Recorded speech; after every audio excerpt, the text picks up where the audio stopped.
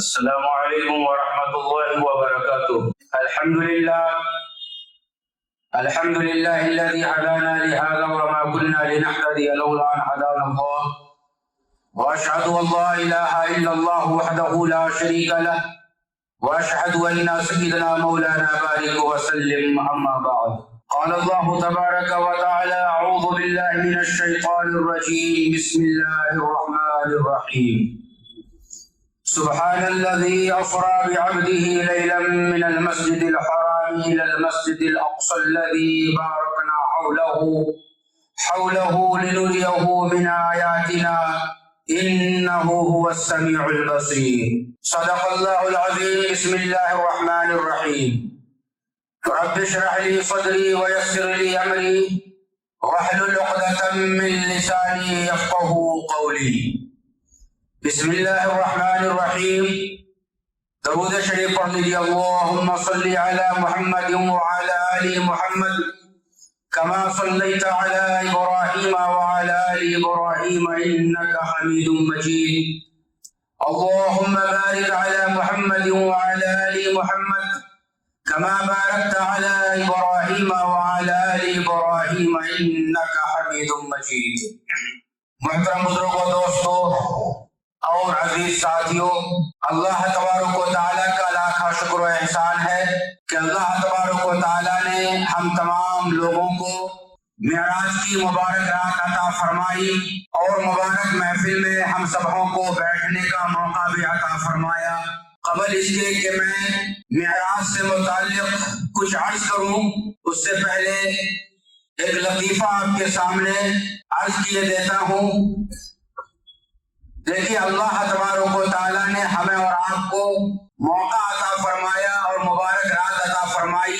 جب یہ موقع اللہ نے دیا ہے اور بیان بھی ہو رہا ہے تو ہمیں چاہیے کہ ہم سنیں، چونکہ یہ وہ مبارک محفل ہے جس محفل کی مغفرت کی ذمہ داری خود اللہ تبارک و تعالیٰ نے لی ہے۔ نبی کریم صلی اللہ علیہ وسلم نے ارشاد فرمایا کہ جس محفل کے اندر اللہ تبارک و تعالیٰ کا ذکر ہو اور نبی کریم صلی اللہ علیہ وسلم کا ذکر خیر ہو، اس محفل کو اللہ کے فرشتے اپنے پروں سے زمین سے لے کر کے آسمان تک گھیر لیتا ہے، اور اس محفل میں بیٹھنے والے جتنے بھی لوگ ہوتے ہیں اللہ تبارک و تعالیٰ ان سبوں کی مغفرت فرما دیتا ہے۔ چھ جائے کہ اس محفل میں اگر کوئی شخص دنیا کے غرض سے ہی کیوں نہ بیٹھا ہو، چونکہ جب یہ بات فرشتوں نے اللہ تبارک و تعالیٰ سے کی تو اللہ تبارک و تعالیٰ نے کہا تھا کہ جتنے لوگ موجود ہیں سبوں کی مغفرت ہے، تو فرشتے نے کہا کہ اللہ تبارک و تعالیٰ اس محفل میں ایک ایسا آدمی موجود تھا جو دنیا کے غرض سے بیٹھا تھا کہ ہم بیٹھیں گے تو دنیا اچھی ہو جائے گی، کاروبار اچھا ہو جائے گا۔ تو اللہ تبارک و تعالیٰ نے اس وقت میں ارشاد فرمایا کہ اس مبارک محفل کی وجہ سے اس دنیا دار کی بھی مغفرت کا پروانہ میں لکھ کر کے دیتا ہوں۔ تو یہ وہ مبارک محفل ہے جس میں ہم اور آپ بیٹھے ہوئے ہیں، جو اللہ نے ہمیں اور آپ کو موقع عطا فرمایا ہے، تو اس کا بھرپور فائدہ اٹھائیے۔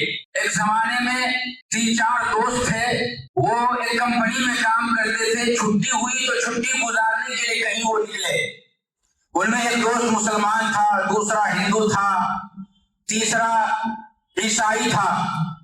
تینوں کے تینوں جب نکلے، چھٹی ختم ہوئی، صبح نوکری جوائن کرنی ہے، رات اس نے کہا کہ بھائی کہیں ہم ٹھہر جاتے ہیں، صبح ہو کر کے ہم یہاں سے چلے جائیں گے۔ چنانچہ جب رات میں کہیں پہ ٹھہرے تو اسے بھوک لگی ہوئی تھی اور کھانا ان کے پاس اتنا تھا کہ کوئی ایک ہی آدمی کھا سکتا تھا۔ تو اگر سب کے سب مل بانٹ کے کھائیں گے تو سارے کے سارے بھوکے رہ جائیں گے، اور جب بھوک لگی رہے تو آدمی کو نیند بھی نہیں آتی ہے۔ تو سبوں نے مشورہ کیا کہ بھائی ایک کام کرو، ہم سو جاتے ہیں اور آدھی رات آدھی نیند لینے کے بعد رات میں جب اٹھے تو سب اپنا اپنا خواب بیان کرے گا، جس کا خواب سب سے زیادہ اچھا ہوگا وہ اس کھانے کو کھا لے گا۔ تو سب کے سب جو ہے سو گئے۔ جب سو گئے تو اس کے بعد مسلم دوست اٹھا اور اٹھنے کے بعد فوراً وہ کھانا کو کھانے لگا۔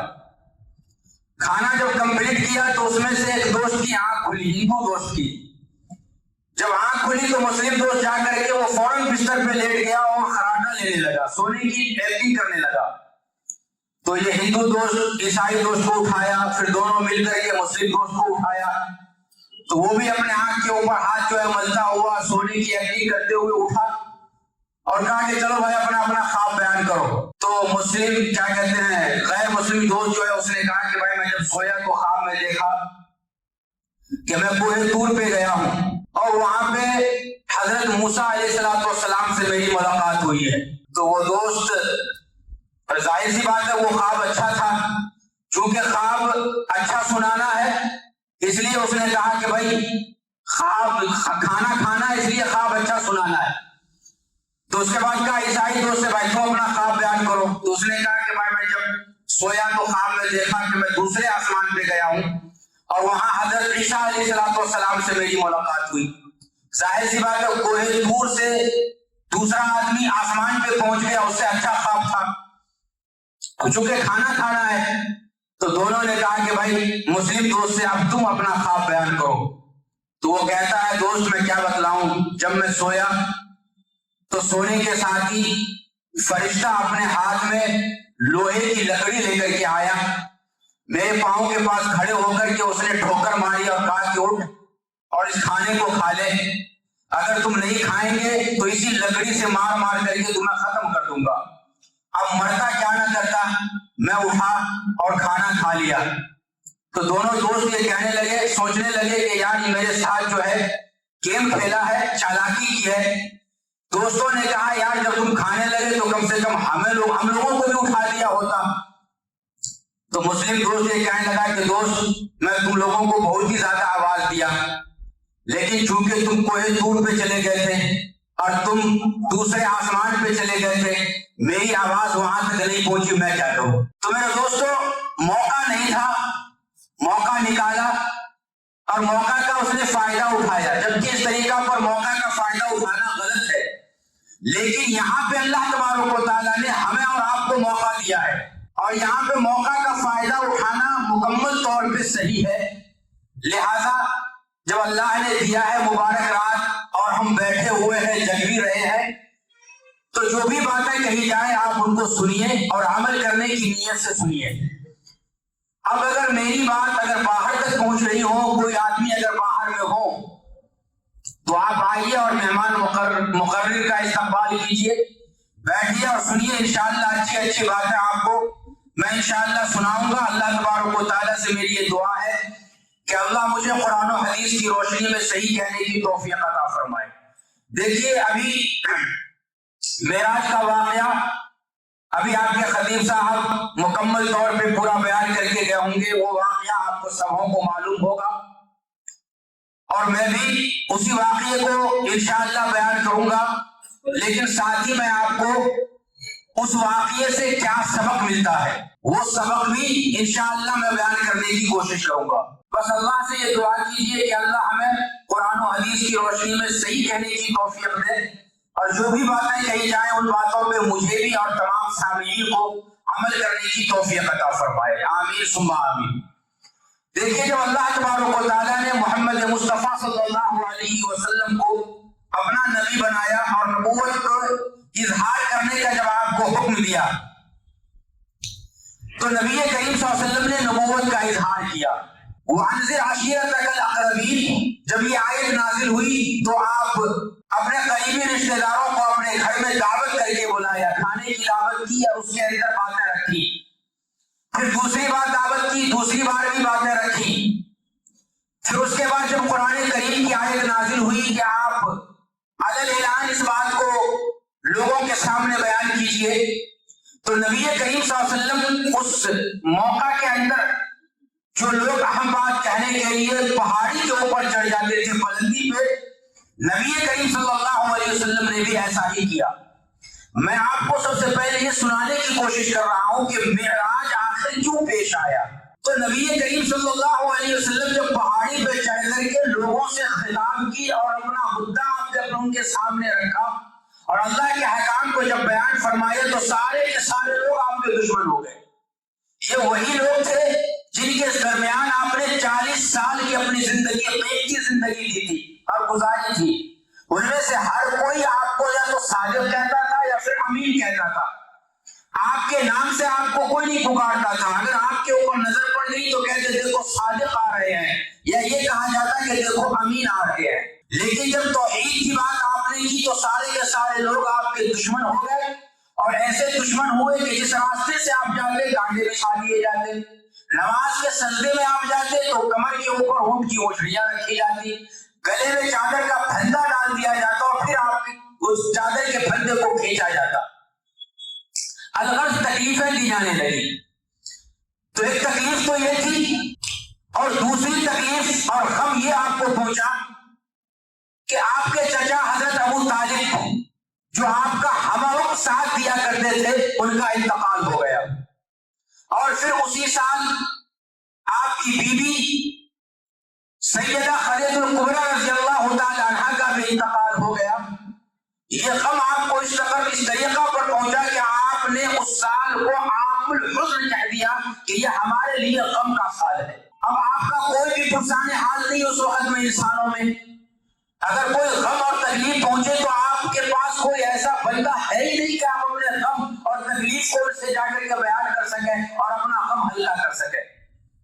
مکہ کے لوگ آپ کی بات سن نہیں رہے تھے، تو آپ نے یہ سوچا کہ چلو طائف کا ہم سفر کرتے ہیں۔ چنانچہ جب آپ طائف گئے، وہاں پہ جا کر کے جب آپ نے یہ تمام باتیں رکھی تو وہاں پہ طائف والے بھی سب کے سب آپ کے دشمن ہو گئے۔ طائف میں 3 نوجوان تھا، عبد یالین یہ ایک نوجوان تھا، اس کے بعد مسعود اور حبیب یہ دوسرا اور تیسرا نوجوان، تینوں کے تینوں اپنے قبیلے کے سردار تھے۔ ان تینوں کے پاس جب آپ پہنچے تو تینوں نے آپ انکار کر دیا، اور ساتھ ہی یہ بھی کہا کہ آپ ہمارے شہر سے نکل جاؤ، اور نوجوان بچوں کو آپ کے پیچھے لگا دیا۔ یہ واقعہ آپ سبوں کو معلوم ہے، نبی کریم صلی اللہ علیہ وسلم کے اوپر پتھروں کی بارش کر دی گئی، آپ لہو لہان ہو گئے، ایک جگہ میں آپ بے ہوش ہو گئے، اور جب آپ کو ہوش آیا تو ایک گارڈن کے اندر آپ گئے، انگور کے باغات تھے، وہاں پہ آپ گئے، باغ کا جو مالی تھا اس نے آپ کی خدمت میں پانی اور انگور پیش کیا، آپ جب کھائے تو آپ کے بدن کے اندر کچھ طاقت آئی، اور اس وقت میں آپ نے اللہ تبارک و تعالیٰ سے دعا کی کہ اللہ کیا آپ ہم سے ناراض ہو کہ آپ نے ہمیں ایسوں کے اندر بھیج دیا ہے جو ہماری بات کو سنتا ہی نہیں ہے، اگر آپ ہم سے ناراض ہیں تو میں آپ کو اس وقت تک راضی کرتا رہوں گا جب تک آپ راضی نہ ہو جائیں۔ پھر اس کے بعد اللہ تبارک و تعالیٰ نے پہاڑوں کے فرشتوں کو اور ہواؤں کے فرشتوں کو بھیجا۔ نبی کریم صلی اللہ علیہ وسلم کے خدمت اقدس میں یہ فرشتے حاضر ہوتے ہیں اور یہ کہتے ہیں کہ اللہ تبارک و تعالیٰ کے حکم سے میں آیا ہوں، اگر آپ حکم دیں تو 2 پہاڑوں کے بیچ میں ان طائف والوں کو رکھ کر کے اسے ہمیشہ کے لیے ختم کر دیا جائے گا۔ لیکن قربان چاہیے نبی کریم صلی اللہ علیہ وسلم کے اوپر آپ نے کہا وما ارسلناک الا رحمۃ للعالمین، کہ میں پورے جہان کے لیے رحمت بنا کر کے بھیجا گیا ہوں۔ یہ لوگ مجھے جو تکلیف دے رہے ہیں یہ اس لیے دے رہے ہیں کہ یہ ہمارے مرتبہ کو جانتے نہیں ہیں، اگر یہ لوگ ہمارے مرتبہ کو جانتے تو ایسی صورت میں ہمارے ساتھ ایسا سلوک ہرگز نہیں کرتے۔ میں ان کے لیے بد دعا نہیں کروں گا بلکہ میں دعا کرتا ہوں ہدایت کی کہ اگر یہ نہیں صحیح بلکہ ان کے نسل کے اندر کوئی نہ کوئی ایسا ہوگا جو ایک اللہ کی عبادت کرنے والا پیدا ہوگا۔ اس واقعے سے ہم تمام مسلمانوں کو یہ سبق ملتا ہے کہ اگر ہمارا کوئی جانی دشمن ہی کیوں نہ ہو ہم ان کے لیے بد دعا نہ کریں بلکہ ان کے حق میں ہم ہدایت کی دعا کریں کہ یا اللہ آپ انہیں ہدایت دیجئے، ان کے دل میں ہماری جو نفرت ہے اس نفرت کو محبت میں تبدیل فرما دیجئے، ہماری دشمنی کو ختم فرما دیجئے، اپنا دل بڑا کیجئے، اپنے دشمنوں کو معاف فرمائیے۔ جس طریقہ پر نبی کریم صلی اللہ علیہ وسلم نے ان کے لیے ہدایت کی دعا کی، ہمیں بھی چاہیے کہ چاہے کہ ہمارا بڑا دشمن ہو یا چھوٹا دشمن ہو، ادنا قسم کا ہی دشمن کیوں نہ ہو، ہم انہیں معاف فرما دیں اور ان کی ہدایت کے لیے دعا کرتے رہیں۔ رب کائنات کی قسم ہے، آقائے دو جہاں محمد مصطفیٰ صلی اللہ علیہ وسلم وہاں سے مایوس ہو کر کے مکہ کے اندر آئے، اور مکہ کے اندر جب آئے تو آپ اپنے چچازاد بانو ام ہانی کے گھر میں تشریف لے گئے۔ وہاں جانے کے بعد آپ آرام کرنے لگ گئے، آرام کرنے سے پہلے اپنے دل کے اندر یہ تمنا کی اے کاش آج میرا کوئی غم کوئی دوست ہوتا تو ایسی صورت میں میں اپنے دل کی بات ان سے شیئر کرتا، تو ایسی صورت میں ہمارا غم ہلکا ہوتا۔ کیونکہ آج ہم اور آپ دیکھتے ہیں، ہم میں سے اگر کوئی کسی کے اوپر مصیبت اگر آپ آن پڑی ہے تو ایسی صورت میں اپنے اس مصیبت کو کسی غم گسار کے پاس جا کر کے رکھتا ہے تو اس کا غم ہلکا ہوتا ہے، اور یہ کہتا ہے یار جب میں تمہارے سے اپنی بات یہ کہہ رہا ہوں دل کی بات، تو اب مجھے ایسا محسوس ہو رہا ہے کہ میرا غم ہلکا ہو گیا۔ اب اگر جن کے پاس بات رکھی جائے وہ اگر شفقت بھری نظروں سے اسے دیکھے، محبت بھری نظروں سے دیکھے اور ان کے سر کے اوپر اگر محبت بھرا ہاتھ رکھے تو ایسی صورت میں اور اس کا غم ہلکا ہو جاتا ہے۔ جب نبی کریم صلی اللہ علیہ وسلم نے اپنے دل کے اندر یہ تمنا کی کہ اے کاش میرا کوئی غم گسار ہوتا، میں ان کے پاس اپنے دل کی بات رکھتا تو میرا غم ہلکا ہو جاتا، اللہ تبارک و تعالیٰ کی محبت جوش میں آئی اور حضرت جبرائیل علیہ السلام سے کہا کہ اے جبرائیل میکائیل کو ساتھ میں لے لو، اور ساتھ میں لینے کے بعد جاؤ میرے محبوب سے میرا سلام کہنا اور انہیں میرے پاس عرش کے پاس لے کر کے آؤ۔ اب میرے دوستو، حضرت جبرائیل علیہ السلام جب وہ میہانی کے گھر میں آئے ہیں تو عام دروازے سے نہیں آئے بلکہ گھر کا چھت جو ہے پھٹا ہے اور اس کے ذریعے سے آپ داخل ہوئے ہیں۔ جب حضرت جبرائیل علیہ السلام گھر کے اندر تشریف لائے تو آپ نے یہ دیکھا کہ نبی کریم صلی اللہ علیہ وسلم آرام فرما رہے ہیں، سوئے ہوئے ہیں۔ شش و پن کے اندر حضرت جبرائیل مبتلا ہیں کہ آخر کریں تو کیا کریں۔ آپ نے یہ سوچا کہ آرام فرما رہے ہیں، اگر اٹھائیں گے تو تکلیف ہوگی، نبی کریم صلی اللہ علیہ وسلم کو مجھ سے تکلیف پہنچے، یہ مجھے برداشت نہیں، چلو تھوڑی دیر سے آتا ہوں اور آنے کے بعد آپ کو جگاؤں گا۔ لیکن پھر خیال آیا اللہ تبارک و تعالیٰ کا حکم ہے میرے محبوب کو لے کر کے آؤ، اگر تھوڑی دیر کے بعد جگاتا ہوں تو ایسی صورت میں اللہ کے فرمان کی مخالفت آئے گی اور پھر اللہ بھی ناراض ہوگا، اب کرے تو کیا کرے۔ اللہ تبارک و تعالیٰ نے آواز دی کہ جبرائیل کیا بات ہے، کیا سوچ رہے ہو۔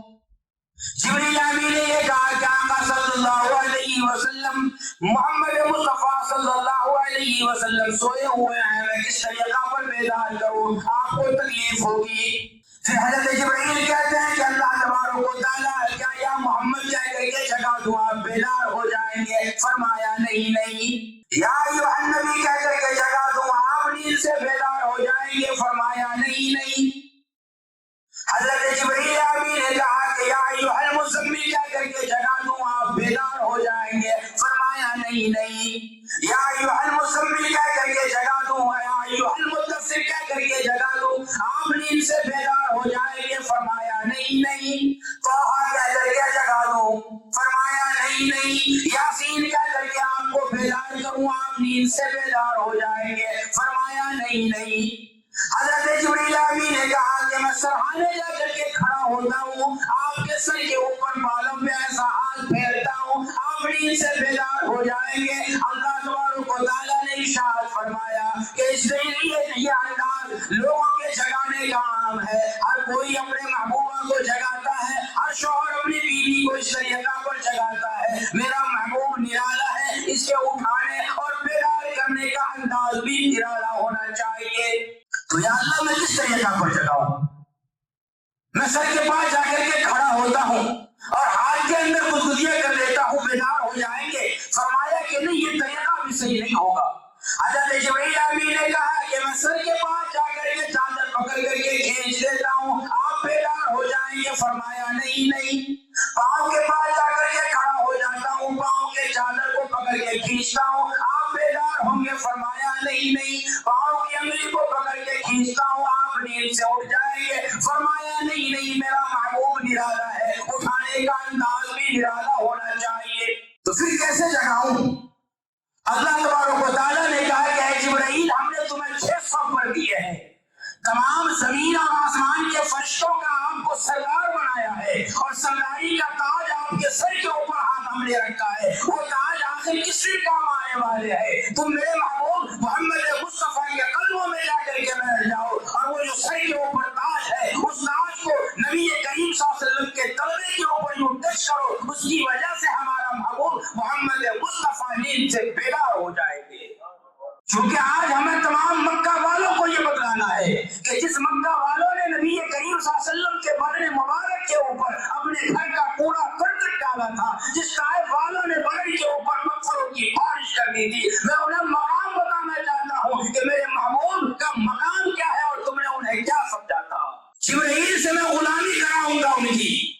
چنانچہ حضرت جبریل علیہ السلام قدموں میں جا کر کے بیٹھ گئے، اپنے سر کے تاج کو تلوے کے اوپر رکھا ہے۔ نبی کریم صلی اللہ علیہ وسلم نیند سے بیدار ہوئے، اٹھ کر کے بیٹھے، کہا کہ جبریل آپ اس وقت میں یہاں؟ حضرت جبریل امین نے کہا کہ اللہ تبارک و تعالیٰ نے آپ کو سلام بھیجا ہے اور اللہ تبارک و تعالیٰ نے آپ کو اپنے پاس عرش پہ بلایا ہے، آپ نے عذاب کو میرے ساتھ چل رہا ہے۔ چنانچہ آقا صلی اللہ علیہ وسلم اپنے حجرہ سے نکلے، ام ہانی کے گھر سے نکلے، اور سب سے پہلے آپ کو آب زمزم کے کنویں کے پاس لے جایا گیا۔ نبی کریم صلی اللہ علیہ وسلم کو نیچے لٹا دیا گیا، آپ کے قلب مبارک کا آپریشن ہوا۔ آپریشن اس طریقہ پر ہاتھ کی صفائی کی گئی کہ ذرا برابر خون کا ایک قطرہ نیچے زمین پہ نہیں گرا۔ آپ کے سینے مبارک کو مکمل طور پہ کھول دیا گیا، آپ کے دل مبارک کو نکالا گیا، قلب مبارک کو نکالا گیا، اور اللہ تبارک و تعالیٰ نے سونے کے تخت میں جو ایمان و حکمت اللہ تبارک و تعالیٰ کے پاس آیا تھا اس کو کھولا، اس کو لایا گیا تھا۔ نبی کریم صلی اللہ علیہ وسلم کے دل مبارک کو آب زمزم سے دھلا گیا، اور پھر دھلنے کے بعد ایمان و حکمت اس کے اندر رکھی گئی، اور رکھنے کے بعد پھر اس کو بند کر کے ان کی جگہ پہ رکھ دیا گیا۔ آب زمزم سے کیوں دھویا گیا اور آپ کے قلب کا آپریشن آسمان پہ جانے سے پہلے کیوں کرایا گیا؟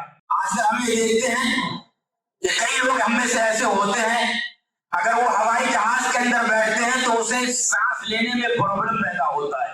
جب آسمانوں کا سفر کیا جاتا ہے، خلا کے اندر جب جاتے ہیں تو آکسیجن لے کر کے جاتا ہے کہ چونکہ وہاں پہ سانس لینے میں پریشانی ہوتی ہے، آکسیجن لے کر کے جاؤ۔ نبی کریم صلی اللہ علیہ وسلم کے قلب مبارک کے اندر پہلے سے یہ تمام چیزیں بھر دی گئی تاکہ کسی بھی طرح کی کوئی پریشانی ہرگز نہ ہو، کیونکہ اس سے پہلے حضرت موسیٰ علیہ السلام نے جب اللہ تبارک و تعالیٰ کو دیکھنے کی خواہش ظاہر کی تھی اور یہ کہا تھا کہ میں آپ کو دیکھنا چاہتا ہوں، تو اللہ تبارک و تعالیٰ نے کہا تھا کہ لن ترانی، آپ مجھے نہیں دیکھ سکتے، لیکن جب ضد بڑھتی گئی تو اللہ تبارک و تعالیٰ نے کہا آ جاؤ کوہ طور کے اوپر، تم مجھے دیکھ تو نہیں سکتے لیکن دیکھنے سے پہلے میری تجلی کو تم دیکھو، اگر تم اسے برداشت کر لیتے ہو تو ایسی صورت میں تم پھر میری ذات کو بھی دیکھ سکتے ہو۔ حضرت موسیٰ علیہ السلام جب کوہ طور پہ جو اوپر گئے، اللہ تبارک و تعالیٰ نے کہا کہ اے موسیٰ پہاڑ کے ایک طرف تم دیکھو، میری تجلی کو دیکھو۔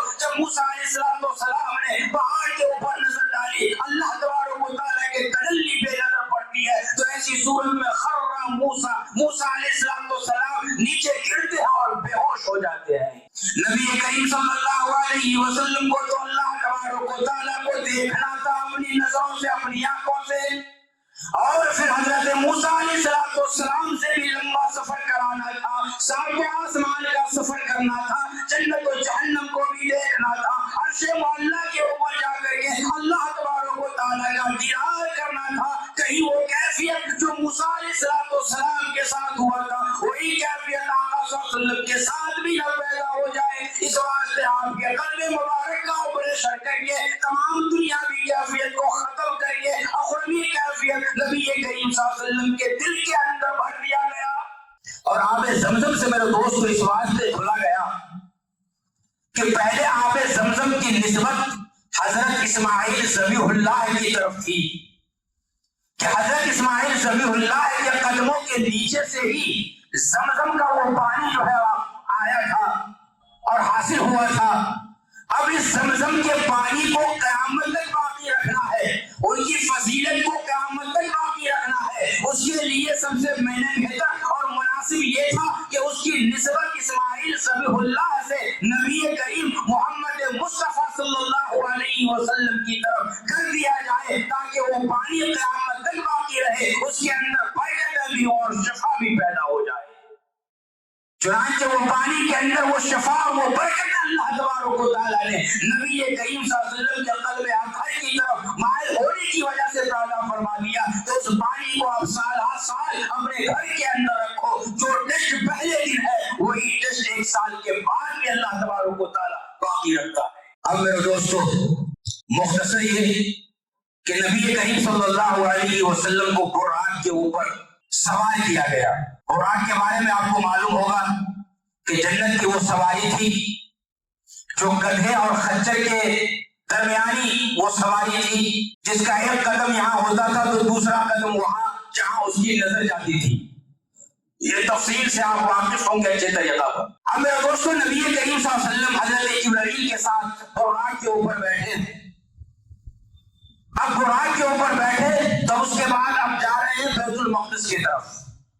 یہ بیت اللہ سے بیت المقدس تک کا جو سفر ہوا اس کا ذکر اللہ تبارک و تعالیٰ نے قرآن کریم کے اندر کیا ہے 15ویں پارے کے اندر. اس کو اسراء کہا جاتا ہے زمینی سفر کو, اور بیت المقدس سے جو آسمان کا سفر ہوا اس کو معراج کہا جاتا ہے. تو ابھی اسراء کے اوپر میں گفتگو کر رہا ہوں. چنانچہ میرے دوستو جب آپ براق کے اوپر بیٹھتے ہیں تو درمیان میں کئی مقامات مقدس ایسے آتے ہیں جہاں پہ حضرت جبرائیل علیہ السلام براق کو روکتے ہیں. نبی کریم صلی اللہ علیہ وسلم سے اترنے کو کہا جاتا ہے اور پھر یہ کہا جاتا ہے کہ اس جگہ پہ آپ نماز پڑھیے. چنانچہ سب سے پہلے ایک شہر یثرب ہے جو موجودہ نام اس کا مدینہ المنورہ ہے. جب وہاں پہ پہنچتی آپ کی سواری تو روکا جاتا ہے اور کہا جاتا ہے کہ آپ اتریے اور یہاں پہ نماز پڑھیے. نبی کریم صلی اللہ علیہ وسلم نے 2 رکعت نماز پڑھی. اللہ کے نبی نے پوچھا کہ جبرائیل یہ کون سی جگہ ہے؟ کہا کہ یہ یثرب ہے, لیکن یہ وہ جگہ ہے جہاں پہ آپ کو ہجرت کر کے آنا ہے. جب آپ ہجرت کر کے آئیں گے تو اس جگہ کا نام مدینہ المنورہ پڑ جائے گا. 2 رکعت نماز پڑھی, پھر آپ سوار ہوئے, کچھ آگے بڑھے تو کوہ طور کے اوپر آپ گئے, طور سینا جس کو کہا جاتا ہے, وہاں پہ آپ اترے اور کہا کہ یہ وہ جگہ ہے جہاں پہ حضرت موسیٰ علیہ السلام 40 دن تک اعتکاف کے اندر بیٹھے, جب جا کر کے آپ کو جو نبوت ملی تھی. یہاں پہ آپ اتر کر کے 2 رکعت نماز پڑھیے. چنانچہ آپ نے نماز پڑھی. پھر اس کے بعد کچھ اور آگے گئے تو بیت اللحم آیا, وہاں بھی آپ کو اترنے کو کہا گیا. کہا کہ یہ کون سی جگہ ہے؟ کہا کہ یہ وہ جگہ ہے جہاں اللہ تبارک و تعالیٰ نے حضرت عیسیٰ علیہ السلام کو پیدا فرمایا تھا. یہاں بھی اتریے اور 2 رکعت نماز پڑھیے.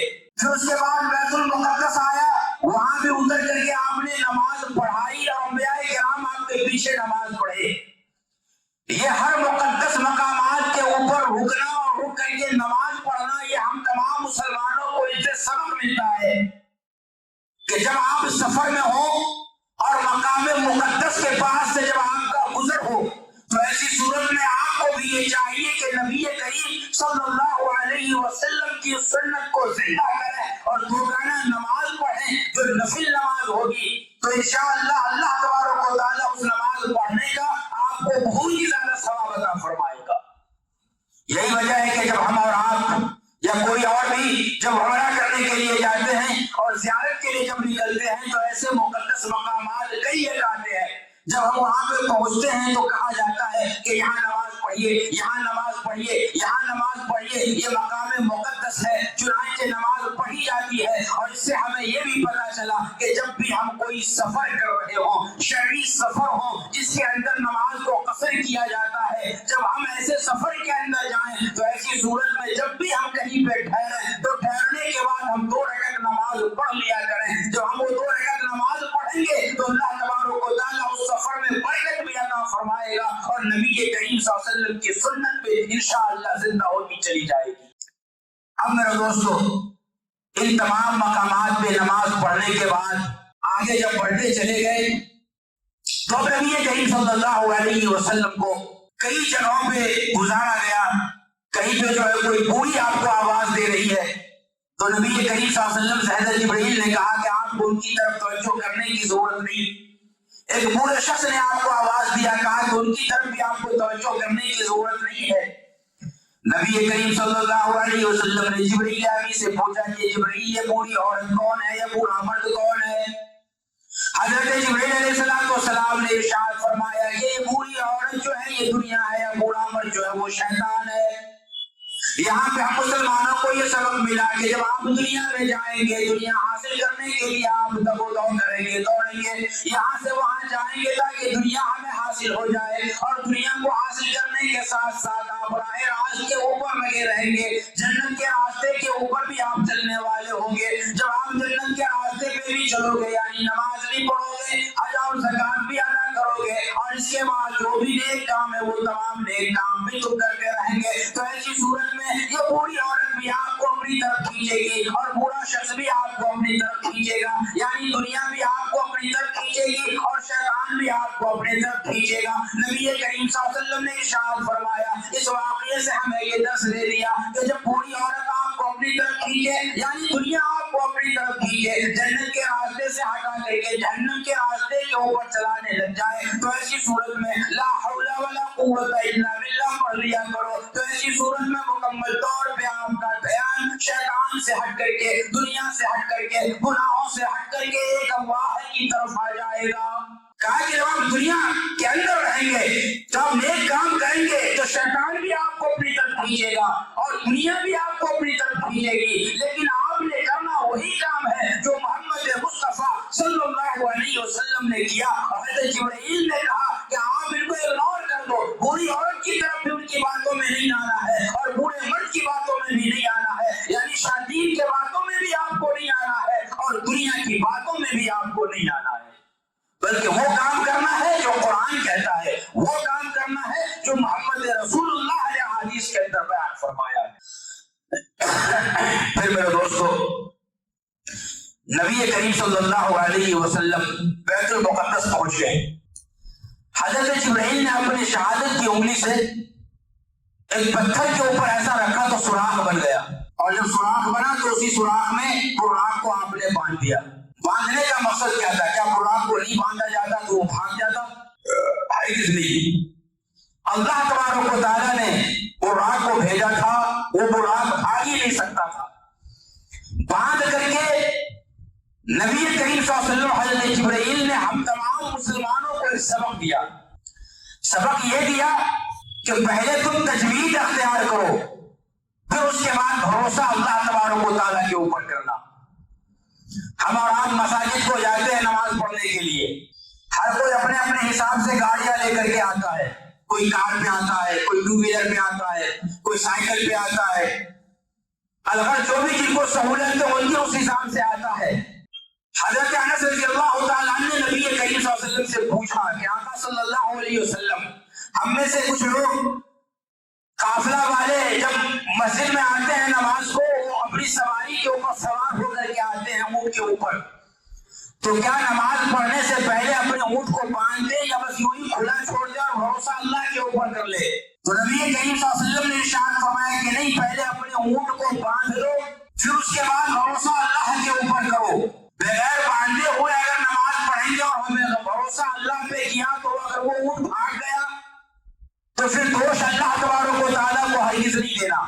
نبی کریم صلی اللہ علیہ وسلم یہی بتلانے کی کوشش کر رہے ہیں کہ حضرت جبرائیل نے پہلے براق کو باندھا ہے, یہ سبق دیا کہ جب بھی تم کسی ایسے مقام پہ پہنچو, ایسی جگہ پہ پہنچو جہاں پہ تمہیں اندیشہ ہو کہ ہمارے سامان کی یہاں پہ حفاظت نہیں ہوگی, تو پہلے آپ سامان کی حفاظت کے لیے جو طریقہ اس وقت میں اپنانا ہے, اپنایا جانا ہے, اس طریقے کو اختیار کرو, پھر بھروسہ اللہ تبارک و تعالیٰ کے اوپر کرو. کوئی شخص یہ کہنے لگے کہ نہیں جی, میں تو زکوٰۃ ادا کرنے کے بعد یہ گاڑی خریدا تھا, میں زکوٰۃ ادا کرتا ہوں اور اللہ کی عبادت کے لیے مسجد میں جا رہا ہوں, میں گاڑی کو باہر پارک کروں گا, یوں ہی چھوڑ دوں گا, اس کے اندر لاک نہیں لگاؤں گا یا شیشہ کھلے ہوں گے, فون ہم نے گاڑی میں رکھا ہوا ہے, شیشہ کھلا ہوا مکمل طور پہ, اور بھروسہ اللہ پہ کر رہے ہیں, تو یہ طریقہ نبی کریم صلی اللہ علیہ وسلم نے کہا کہ یہ ٹھیک نہیں ہے. بلکہ آپ پہلے گاڑی میں لاک لگاؤ, مکمل طور پہ حفاظت کی ذمہ داری کرو, پھر اس کے بعد بھروسہ اللہ تبارک و تعالیٰ کے اوپر کرو, تو پھر اللہ تبارک و تعالیٰ ہماری اور آپ کی مدد اس معاملے میں کرے گا. تو حضرت جبرائیل نے براق کو باندھا. نبی کریم صلی اللہ علیہ وسلم ابھی بیت المقدس میں پہنچنے والے ہیں. پہنچنے سے پہلے اللہ تبارک و تعالیٰ نے حضرت آدم علیہ السلام سے لے کر کے حضرت عیسیٰ علیہ السلام تک جتنے بھی نبی اس دنیا میں آئے ہوئے تھے, ان سبوں کو اللہ تبارک و تعالیٰ نے پہلے بیت المقدس میں جمع فرما دیا. کہا کہ میرا محبوب محمد مصطفیٰ صلی اللہ علیہ وسلم مسجد بیت المقدس میں آنے والے ہیں, تم بیت المقدس میں ان کے پہنچنے سے پہلے پہنچ جاؤ, میرے محبوب کا استقبال کرو. ہو کہ کس نبی کا تم استقبال کر رہے ہو؟ وہ نبی محمد مصطفیٰ صلی اللہ علیہ وسلم جس کو عرش کے اوپر بلایا جانا ہے، ان کا مرتبہ اتنا بڑا ہے کہ ان کا استقبال نبیوں سے اللہ تبارک و تعالیٰ کروا رہے ہیں۔ مکہ والوں نے ان کے مزاج کو نہیں سمجھا، نبی کریم صلی اللہ علیہ وسلم کی حیثیت کو نہیں سمجھا، سمجھانا ہے اللہ تبارک و تعالیٰ نے، چنانچہ نبیوں کے ذریعے سے استقبال کرایا جا رہا ہے کہ آپ استقبال کرو۔ چنانچہ نبی کریم صلی اللہ علیہ وسلم جو پہنچے ہیں، تمام انبیاء کرام پہلے سے سب بنا کر کے کھڑے ہوئے ہیں۔ نبی کریم صلی اللہ علیہ وسلم جب وہاں پہنچے تو پہنچنے کے بعد روایتوں میں بات آتی ہے کہ ایک مؤذن کو حضرت جبرائیل نے حکم دیا کہ آپ اٹھو اور اذان دو۔ رب کائنات کی قسم ہے، جب اذان دینے والے نے اذان کہی اللہ اکبر اللہ اکبر، اذان شروع ہوئی اذان کے اس کلمات کے اوپر، جب مؤذن پہنچتا اشہد اللہ، تو ایسی صورت میں اب خیال آتا ہے کہ کس نبی کا نام لو۔ اذان کے اندر حضرت آدم علیہ السلام بھی موجود، حضرت عیسیٰ علیہ السلام بھی موجود، حضرت ابراہیم علیہ السلام بھی موجود، حضرت اسماعیل علیہ السلام بھی موجود، تمام کے تمام انبیاء کرام یہاں پہ موجود ہیں۔ نماز کی اذان کے اندر اس نبی کا نام لو، آواز آتی ہے کہ وہ مؤذن، وہ اذان دینے والوں، یاد رکھو جس محفل کے اندر میرا محبوب محمد مصطفیٰ صلی اللہ علیہ وسلم موجود ہو، اور ان کی موجودگی میں جب اذان کہی جا رہی ہو تو اذان کے اندر نبی کریم محمد مصطفیٰ صلی اللہ علیہ وسلم کا نام لیا جائے گا، ان کے نام کے علاوہ کسی بھی نبی کا نام نہیں لیا جائے گا۔ چنانچہ اذان ہو گئی، اب امامت کی باری آئی۔ جبریل امین ارشاد فرماتے ہیں آدم علیہ السلام امامت کرائیے، فرمایا نہیں۔ حضرت عیسیٰ علیہ السلام فرمایا نہیں۔ حضرت موسیٰ علیہ السلام فرمایا نہیں، میں نہیں کرا سکتا۔ حضرت جبریل علیہ السلام نے باری باری سے تمام نبیوں کا نام لیا کہ آپ امامت کراؤ۔ آواز آتی ہے کہ رک جاؤ ایک منٹ کے لیے، جس محفل کے اندر میرا محبوب محمد مصطفیٰ صلی اللہ علیہ وسلم موجود ہو، ایسی صورت میں مصلی بھی انہی کا ہوگا اور امامت بھی انہی کی ہوگی۔ چنانچہ نبی کریم صلی اللہ علیہ وسلم نے تمام نبیوں کی امامت کرائی اور آپ کو تمام نبیوں کا امام بنا دیا۔ یہ اس لیے کرایا گیا چونکہ اللہ تبارک و تعالیٰ نے عالم ارواح میں نبیوں سے یہ وعدہ لیا تھا کہ یاد رکھو آخر زمانے کے اندر میرا ایک نبی محمد مصطفیٰ صلی اللہ علیہ وسلم دنیا میں تشریف لائیں گے، میں نے اس کو آخری نبی بنانا ہے۔ جب تم نے کا کوئی اور زمانہ پائے تو ایسی صورت میں تم سب اس کو نبی بنانا، اور میں اس نبی کو تم تمام نبیوں کا امام بناؤں گا۔ چنانچہ امام بنایا جانا تھا نبی کریم صلی اللہ علیہ وسلم کو، اور امام بنانے کے لیے تمام نبیوں کو مقتدی بن کر کے پیچھے ٹھہرنا ہوتا ہے۔ اس واسطے نبی کریم صلی اللہ علیہ وسلم کو مصلی کے اوپر کھڑا کیا اور آپ کے پیچھے تمام نبیوں کو کھڑا کر دیا، تاکہ میثاق کے اندر جو وعدہ لیا گیا تھا وہ وعدہ مکمل طور پہ سچ ثابت ہو سکے۔ اب میرے دوستو نبی کریم صلی اللہ علیہ وسلم نے امامت کرا لی۔ اب جو وہاں سے چلنا ہے تو آپ کو آپ کے سامنے مشروبات لا کر کے رکھا گیا، پینے کی چیزیں لا کر کے رکھی گئی۔ ان میں سے ایک پیالے کے اندر پانی تھا، دوسرے پیالے میں شرابن طہورا، دنیا کا شراب نہیں، جنت میں جنتیوں کو دیا جائے گا۔ قرآن کریم میں اس کا ذکر آیا، شرابن طہورا کہا گیا ہے۔ اور تیسرے پیالے کے اندر دودھ تھا، اور آپ کو اختیار دیا گیا کہ آپ اس میں سے کوئی پیالہ اٹھائیے اور پی لیجیے۔ نبی کریم صلی اللہ علیہ وسلم نے دودھ کا پیالہ اٹھایا اور پی لیا تو حضرت جبریل علیہ السلام نے کہا کہ آپ نے دین فطرت کو اختیار کیا۔ اگر آپ پانی کا پیالہ لیتے تو ایسی صورت میں آپ کی امت غرق ہو جاتی، اگر آپ شراب کے پیالے کو ہاتھ لگاتے تو پھر آپ کی امت بہک جاتی۔ ہاتھ نہ لگانے کے باوجود بھی امت بہکی ہوئی ہے۔ اللہ ان کو ایک بہکاوے سے نکالے، راہ راست پہ لائے، آمین۔ آپ نے دودھ کا پیالہ لیا ہے، اس لیے فطرت کو آپ نے جو ہے پا لیا ہے۔ اور یہاں پہ ایک درس ہمیں یہ بھی ملتا ہے کہ ایک ہی چیز پینے کی آپ کے سامنے نہیں رکھی گئی۔ جب پیاس لگی تھی اور پانی دینا ہے، پینے کے لیے کچھ دینا ہے تو کوئی بھی ایک چیز لا کر کے دے دیتے، پی لیجیے، لیکن آپ کے سامنے 3 چیزیں پینے کی رکھی گئی۔ اس سے ہمیں یہ پتا چلتا ہے کہ ہمارے گھر میں جب مہمان آئے تو ہم اپنی حیثیت کے اعتبار سے جتنا زیادہ کھانے اور پینے کی چیز اس کے سامنے رکھ سکتے ہیں ہم رکھیں، ان کی ہم عزت کریں. یہ چیزوں کا ہمیں جو درس دیا گیا. لہذا جب بھی ہمارے گھر کے اندر کوئی مہمان آئے تو اپنی حیثیت کے اعتبار سے کھانے اور پینے کی چیزیں میں ہم جتنی فراوانی کر سکتے ہیں ہم ان کے سامنے رکھیں. اس سے مہمان کی عزت بڑھے گی اور ان کے دل کے اندر آپ کے لیے محبت پیدا ہوگی کہ بھائی ہم جب ان کے پاس آئے تو انہوں نے ہماری قدر کی، تو وہ پھر بار بار آپ کے پاس آنے کی خواہش ظاہر کرے گا. اور جب وہ اپنے دوستوں میں اور رشتے داروں میں جائے گا تو وہ آپ کا ذکر خیر کے طور پہ کرے گا، آپ کی تعریف کرے گا کہ بھائی فلاں کے پاس میں گیا تھا، اس کا اخلاق کیا ہی پیارا ہے. جب میں وہاں گیا گرمی کی شدت تھی، اس نے ہمارے لیے صرف پانی ہی نہیں، ٹھنڈا پانی نہیں، شربت بھی تھا، جوس بھی تھا، کھانے کے لیے فروٹس وغیرہ بھی تھا، اور نہ جانے کن کن چیزوں کا انتظام کیا. بڑا ہی اچھا آدمی ہے، وہ آپ کا ذکر خیر کرے گا اور آپ کے اس عمل کی وجہ سے اللہ ان کو ثواب عطا فرمائے گا اور آپ کو بھی ثواب عطا فرمائے گا. اس لیے ان چیزوں کا بھی علم اور کیا کہتے ہیں درس اللہ تبارک و تعالیٰ نے ہم سبوں کو دیا. اب میرے دوستوں اس کے بعد اب یہاں سے جو سفر شروع ہوتا ہے بیت المقدس سے آسمان کا، اس کو معراج کہا جاتا ہے. معراج عربی کا لفظ، اس کے معنی آتے ہیں سیڑھی کے، جو جنت سے لایا گیا تھا.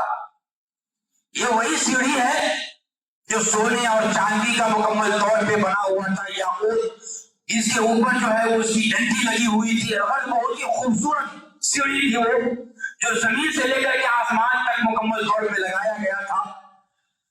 علماء کرام نے بیان فرمایا ہے کہ اسی سیڑھی کے ذریعے سے انسان کی روح کو فرشتے لے کر کے جاتے ہیں. آپ نے محسوس کیا ہوگا جب کسی کا انتقال ہوتا ہے تو اس کی آنکھ مکمل طور پہ کھلی رہتی ہے، وہ اوپر کو دیکھ رہا ہوتا ہے. علماء کرام نے بیان فرمایا کہ روح جو فرشتے لے جاتے ہیں وہ آدمی مرنے والا دیکھتا ہے، اور وہ سیڑھی، اسی سیڑھی سے جب لے جایا جاتا ہے تو اسی سیڑھی کی طرف تعجب سے دیکھ رہا ہوتا ہے. تو وہی سیڑھی اللہ تبارک و تعالیٰ کے حکم سے لگایا گیا زمین سے لے کر کے آسمان تک. اب یہاں پہ سوال پیدا ہوتا ہوگا کہ سیڑھی کے ذریعے سے آسمان پہ گئے، ہم 1 سے 2 منزل اگر سیڑھیوں سے چلے تو پاؤں میں اور گھٹنے میں درد شروع ہو جاتا ہے. زمین سے آسمان تک کی کتنی دوری ہے، کس طریقہ پر چڑھے ہوں گے؟ لیکن ہمیں تعجب کرنے کی بات نہیں ہے. آج 100 منزلہ بلڈنگ کے اوپر آدمی لفٹ کے ذریعے سے 1 منٹ کے اندر جو سوار ہو جاتا ہے، چڑھ جاتا ہے. 1 منزل 1 سیکنڈ میں آدمی جو پار کر لیتا ہے. تو یہاں تو اللہ تبارک و تعالیٰ آپ کو لے کر کے گئے. اللہ تبارک و تعالیٰ تو ہر چیز پہ قادر ہے. چنانچہ آپ وہاں پہنچے اور پہنچنے کے ساتھ ہی فوراً سمائی دنیا کے اوپر پہنچ گئے. اب میرے دوستوں جب سمائی دنیا پہ آپ جا رہے ہیں تو اس درمیان میں اللہ تبارک و تعالیٰ نے آپ کو بہت سارے عجائبات کو دکھلایا.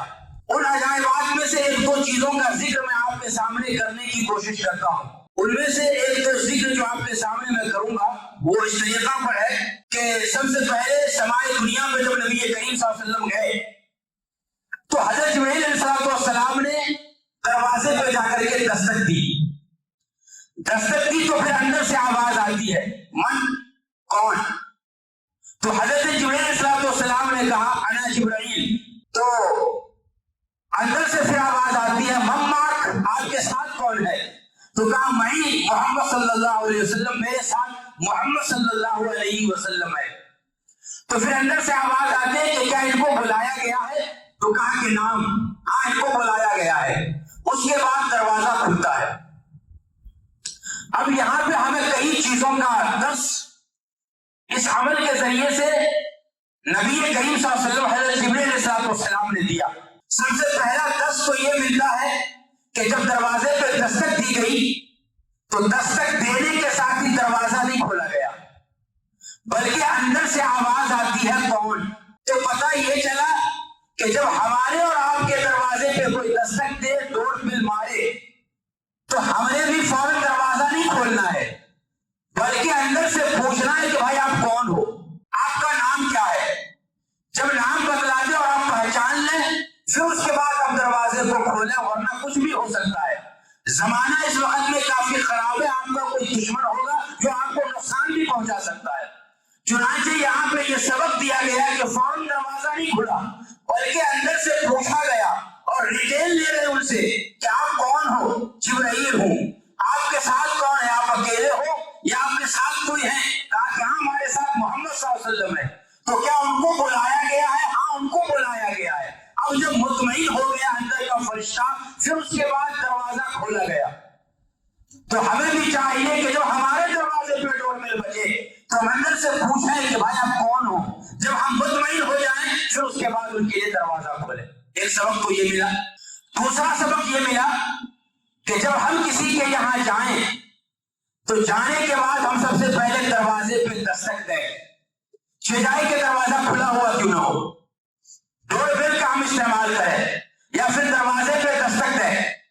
अंदर से अगर कोई पूछे कि भाई आप कौन हो, तो हमें चाहिए कि हम अपना छोटा सा तारुफ कराएं कि मैं फला हूं, फला जगह से आया हूं और फला से मिलना चाहता हूं। क्योंकि हजरत जिब्राइल से जब पूछा गया कि आप कौन हो तो आपने नाम बदलाया। बाज लोगों की आदत होती है कि जब कोई पूछा जाता है कि आप कौन हो तो कहा जाता है कि मैं हूं।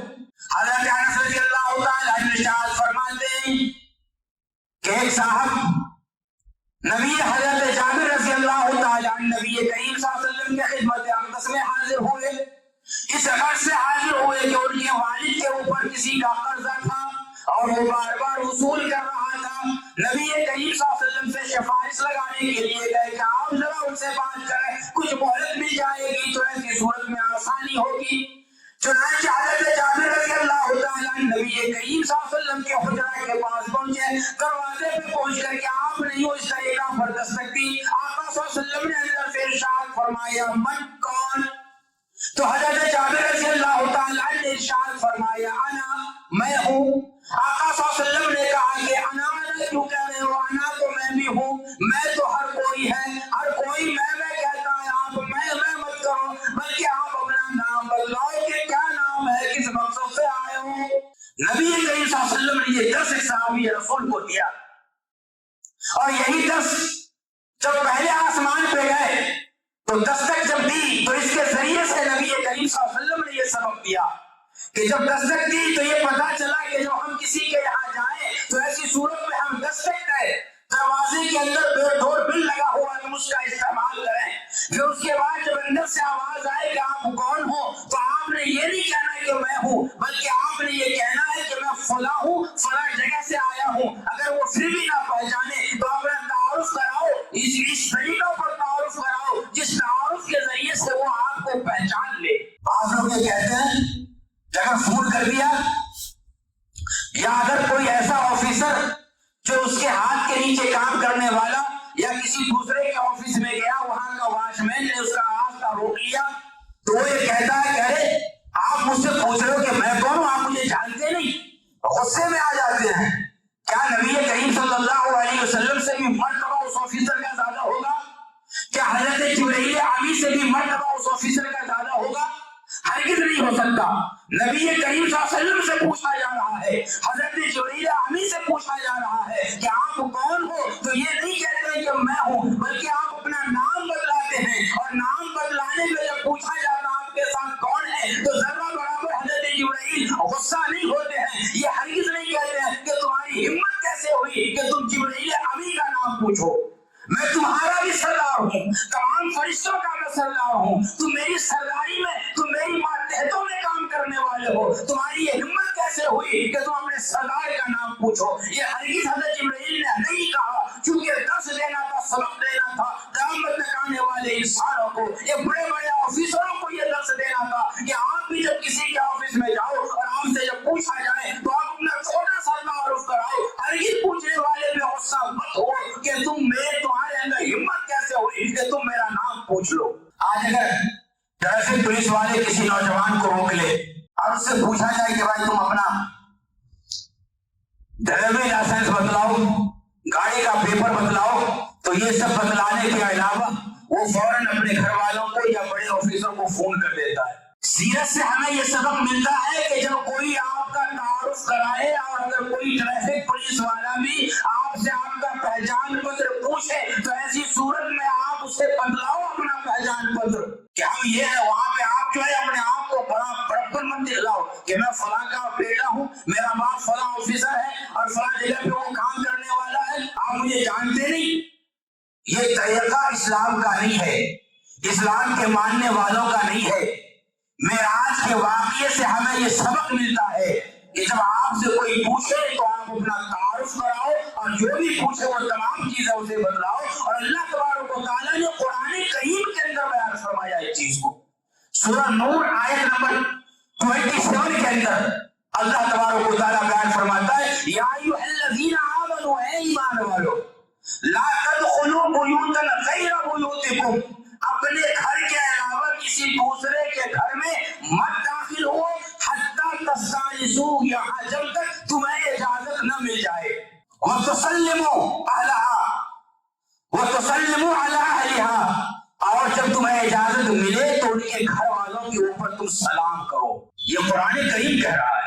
اب وہ لوگ سوچتے ہیں جو خالازاد بھائی ہے، خالوزاد بھائی ہے، فوفازاد بھائی ہیں، وہ رشتے دار جو دور کے ہیں، قریب کے ہیں، جو اپنے رشتے داروں کے گھر میں بغیر ڈول پھر بجائے ہوئے، بغیر دستک دیے ہوئے دروازہ کھولتے کے اندر کے داخل ہو جاتے ہیں، ان تمام لوگوں سے اللہ تبارک و تعالیٰ یہ کہہ رہے ہیں کہ اے ایمان والو، تم تو مسلمان ہو۔ یہ طریقہ تو غیروں کا تھا کہ وہ بغیر اجازت کے داخل ہو جایا کرتے تھے، لیکن جب تم مسلمان ہو تو مسلمان ہونے کی وجہ سے تمہیں قرآن کریم کی عیسائیت کے اوپر عمل کرنا پڑے گا۔ جب بھی تم کسی دوست کے یہاں، کسی رشتہ دار کے گھر پہ ملنے کے لیے جاؤ تو ایسی صورت میں تم دروازے کا استعمال کرو، ڈور بیل کا استعمال کرو، دستک دو، جب اندر سے اجازت مل جائے تو تم جاؤ اور سلام کرتے ہوئے ان کے گھر کے اندر داخل ہو جاؤ۔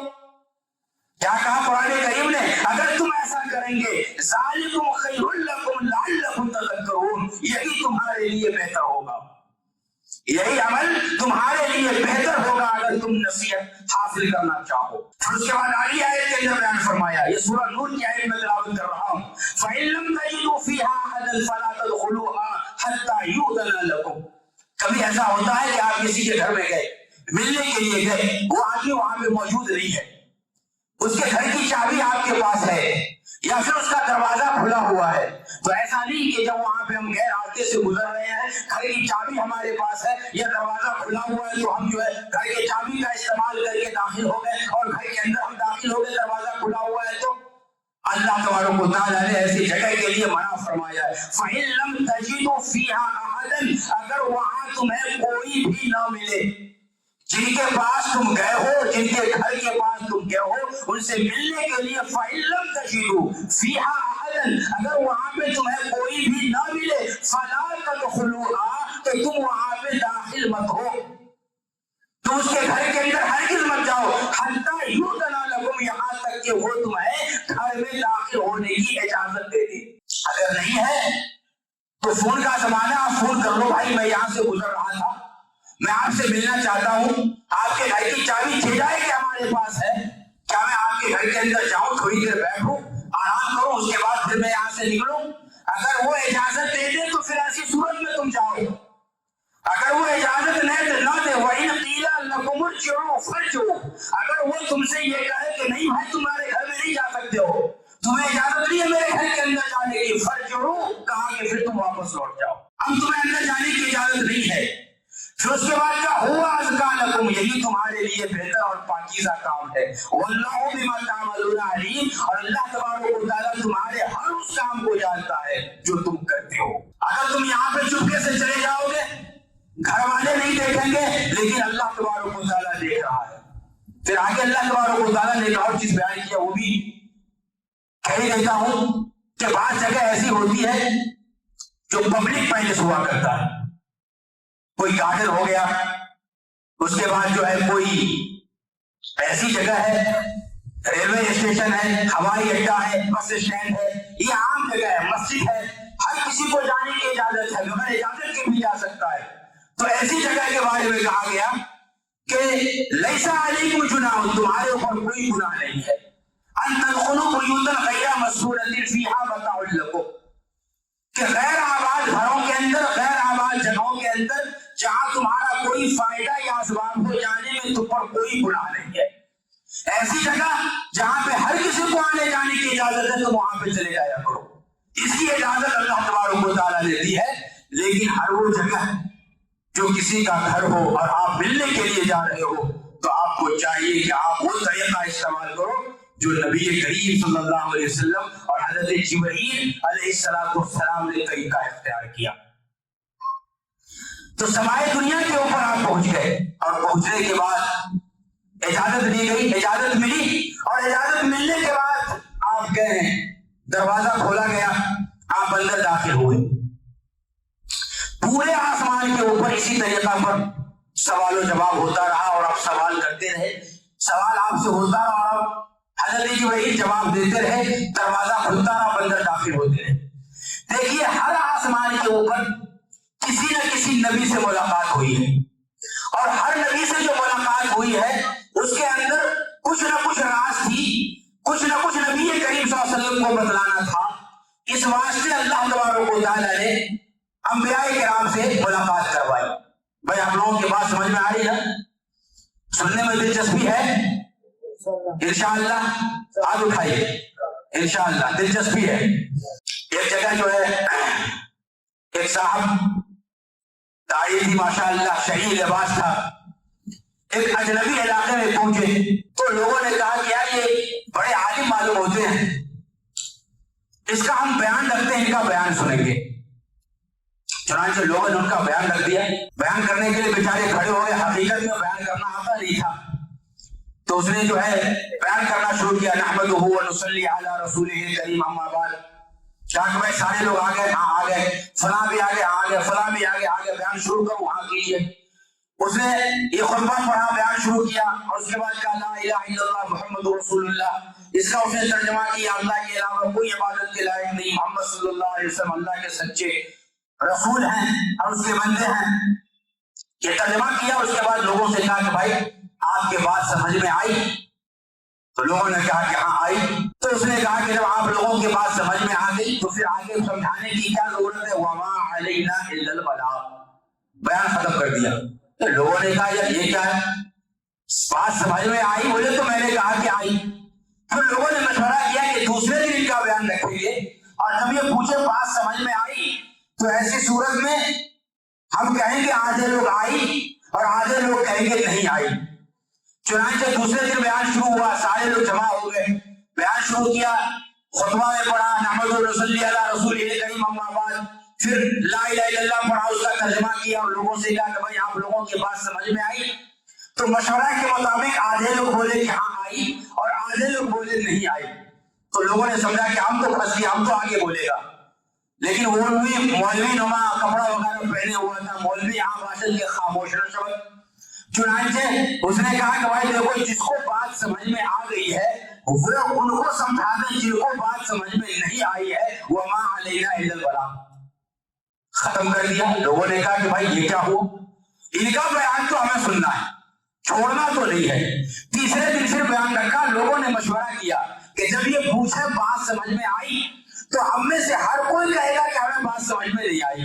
جب بات سمجھ میں نہیں آئی تو ظاہر سی بات ہے یہ آگے بات اپنی کریں گے۔ چنانچہ تیسرے دن بھی اپنا بیان شروع کیا، وہی جو ہے پرانے طریقہ پر جو ہے خطبہ شروع کیا، لا الہ الا اللہ پڑھا، ترجمہ کیا، اور حسب دستور لوگوں سے کہا کہ بھائی آپ لوگوں کی بات سمجھ میں آئی؟ تو تمام لوگوں نے کہا کہ بات سمجھ میں نہیں آئی۔ ایک بوڑھے حضرت پیچھے جا کر کے شاید ٹھہریں گے، وہ کہنے لگے پوچھے پیچھے سے کہ حضرت 3 دن سے میں آپ کی مجلس میں بیٹھ رہا ہوں، 3 دن سے آپ کیا بول رہے ہو، مجھے کچھ بھی سمجھ میں نہیں آ رہا ہے۔ تو لوگوں نے سمجھا کہ ہم تو یہ آگے بولیں گے کچھ نہ کچھ۔ تو یہ صاحب یہ کہنے لگے کہ میں 3 دنوں سے آپ لوگوں کو سمجھا رہا ہوں، لیکن پھر بھی آپ لوگوں کو بات سمجھ میں نہیں آ رہی ہے، تو ایسے ناسمجھوں کو اللہ اس کا رسول ہی سمجھائے، وما علینا الا البلاغ، ختم کر دیا۔ تو آپ لوگوں کو میں پوچھا، کیونکہ آپ لوگ سمجھدار ہیں اس لیے پوچھا ہوں کہ بات سمجھ میں آئی؟ تو انشاءاللہ بات تو سمجھ میں آئی ہوگی۔ تو پھر میں آگے کا سفر کرتا ہوں، آسمانوں کا آپ کو سیر کراتا ہوں۔ پہلے آسمان کے اوپر جب گئے تو حضرت آدم علیہ السلام سے ملاقات ہوئی۔ تو یہاں پہ جب آدم علیہ السلام سے ملاقات ہوئی تو نبی کریم صلی اللہ علیہ وسلم نے پوچھا کہ یہ کون ہے؟ تو حضرت جبرائیل علیہ السلام نے کہا کہ یہ آدم ہے، آپ کے والد ہے، آپ انہیں سلام کیجیے۔ چنانچہ نبی کریم صلی اللہ علیہ وسلم نے حضرت آدم علیہ السلام کو سلام کیا. اب سلام کرنے کے بعد حضرت آدم علیہ السلام نے کہا مرحبا اے ابن صالح، مرحبا یا ابن صالح، مرحبا یا صالح نبی. یہ دو کلمات حضرت آدم علیہ السلام نے کہی. ہر نبی سے ملاقات ہوئی، ہر نبی کا تعارف کرایا گیا، اور ہر نبی نے کہا مرحبا ابن صالح، اور ہر نبی نے کہا کہ اے صالح نبی آپ کو مبارک ہو. اب یہاں پہ ہمیں یہ درس مل رہا ہے کہ جب بھی ہم کسی کے پاس جائیں تو نبی کریم صلی اللہ علیہ وسلم نے ارشاد فرمایا کہ جب آپ کسی مجلس میں آ رہے ہو، کوئی آدمی بیٹھا ہوا ہے، چاہے کہ مرتبہ میں وہ آپ سے بڑا ہو یا کم تر ہو، آنے والے کو چاہیے کہ وہ بیٹھنے والے کو سلام کرے. حضرت آدم علیہ السلام بیٹھے ہوئے تھے. حضرت جبرائیل محمد صلی اللہ علیہ وسلم کے ساتھ ان کے پاس جب پہنچے تو کہا کہ آپ انہیں سلام کیجئے. سبق یہ ملا کہ آنے والا بیٹھنے والے کو سلام کرے. پھر اس کے بعد ہمیں یہ سبق ملتا ہے کہ جب ہم سلام کریں تو سلام کرنے کے بعد یہ کہا گیا کہ آپ انہیں مرحبا کہیے. یعنی جب سلام ہو، ملاقات ہو تو تعارف ہوا کہ یہ آدم علیہ السلام ہے، اور پھر اس کے بعد آدم علیہ السلام نے کہا کہ مرحبا. تو ہم بھی جب کسی محفل میں جائیں، کوئی اجنبی ہو تو ہم اس سے جب ملاقات کریں تو میزبان کو چاہیے کہ وہ دونوں کا آپس میں تعارف کرائیں. جب تعارف ہو تو ایسی صورت میں ہم کہیں کہ بھائی آپ سے مل کر کے بڑی خوشی ہوئی، آپ سے ملنے کی بڑی تمنا تھی میری. جب اس طرح کی گفتگو ہوگی تو دل کے اندر ایک دوسرے کی محبت پیدا ہوگی، اور جب محبت پیدا ہوگی تو محبت و الفت بڑھے گی، اور اس کے اندر اللہ تبارک و تعالیٰ نے ثواب بھی رکھا ہے.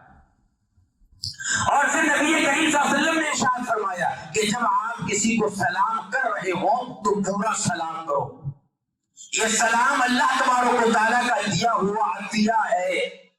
حضرت آدم علیہ السلام کو اللہ تبارک و تعالیٰ نے جنت کے اندر اپنے پاس بلایا اور کہا کہ دیکھو جو فرشتوں کی جماعت بیٹھی ہوئی ہے نا، ان کے پاس جا کر کے آپ سلام کہو، السلام علیکم ورحمۃ اللہ وبرکاتہ. جو آپ کو فرشتے جواب دے یہی آپ کی اولاد کے لیے سلام ہوگا اور جواب ہوگا. چنانچہ حضرت آدم علیہ السلام فرشتوں کے پاس گئے اور کہا السلام علیکم ورحمۃ اللہ وبرکاتہ. تو فرشتوں نے کہا وعلیکم السلام ورحمۃ اللہ وبرکاتہ.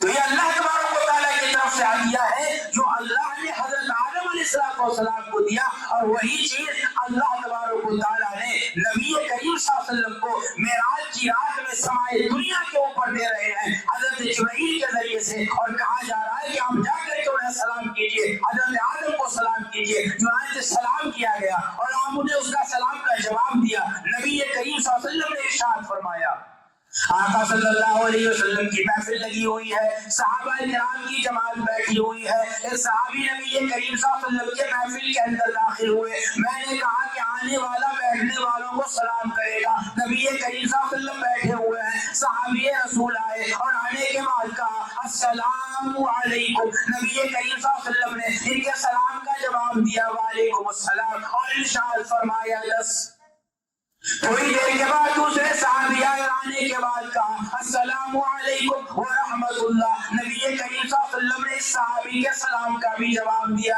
اور فرمایا 20. تھوڑی دیر کے بعد تیسرے صحابی آئے اور آنے کے بعد کہا السلام علیکم ورحمۃ اللہ وبرکاتہ.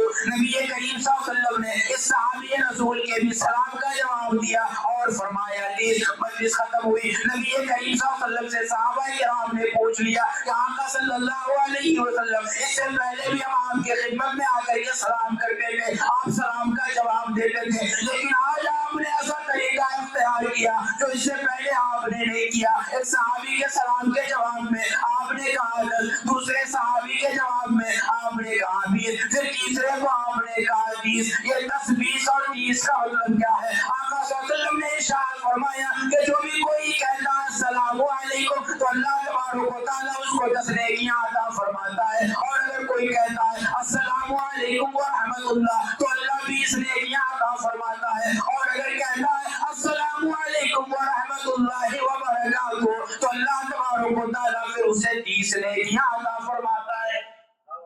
یہ ہے میرے دوستو سلام کرنے کا. اگر ہم نے مکمل سلام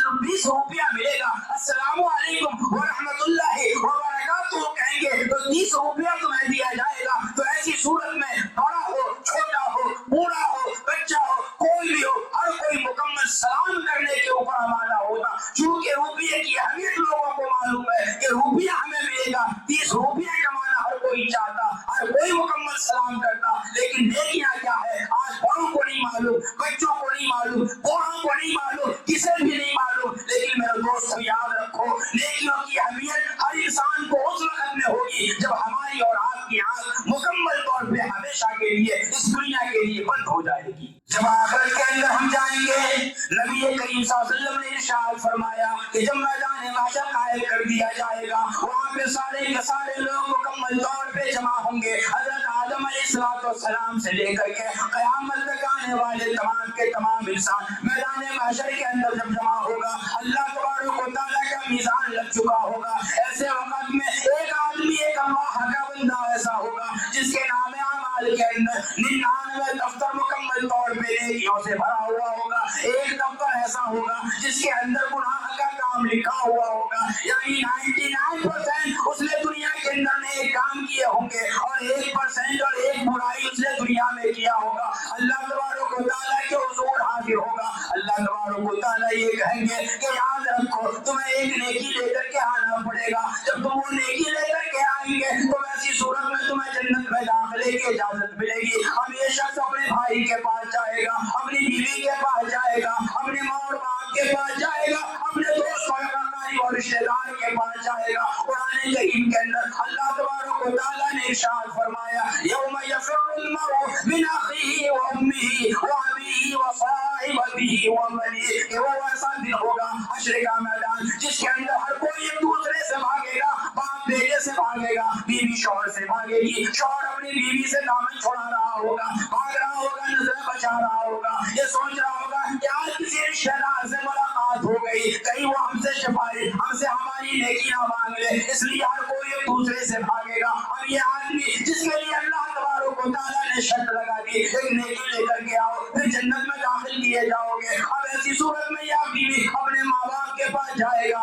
भाई बहन के पास जाएगा, हर कोई हाथ उठा लेगा कि नहीं आज मैं खरीद नहीं दे सकता। चुनांचे इसी दरमियान में एक ऐसे आदमी से मुलाकात होगी, एक अल्लाह के बंदे से मुलाकात होगी। वो हाल जानेगा, जानने के बाद ये कहेगा कि ले भाई एक नेकी हमारे पास है, तू ये लेकर के चला जा। जब तुम्हारे पास 90% 99% नेकियां होने के बावजूद जन्नत में नहीं जा रहा है तो हमारा हाल तो उल्टा है। 99% हमारे नाम अमाल के अंदर गुनाह है, सिर्फ एक नेकी है। जब तू इतने नेकियों के साथ जन्नत में नहीं जाएगा तो एक नेकी लेकर के मैं जन्नत में कैसा पहुंच जाऊंगा। चलो मेरा नहीं तो कम से कम तुम्हारा भला हो जाए। चुनांचे मेरे दोस्तों वो नेकी उस आदमी को दे दिया जाएगा। अब वो आदमी वो नेकी लेकर के उछलता कूदता हुआ जाएगा। शेख चिल्ली का नाम आप लोगों ने सुना होगा।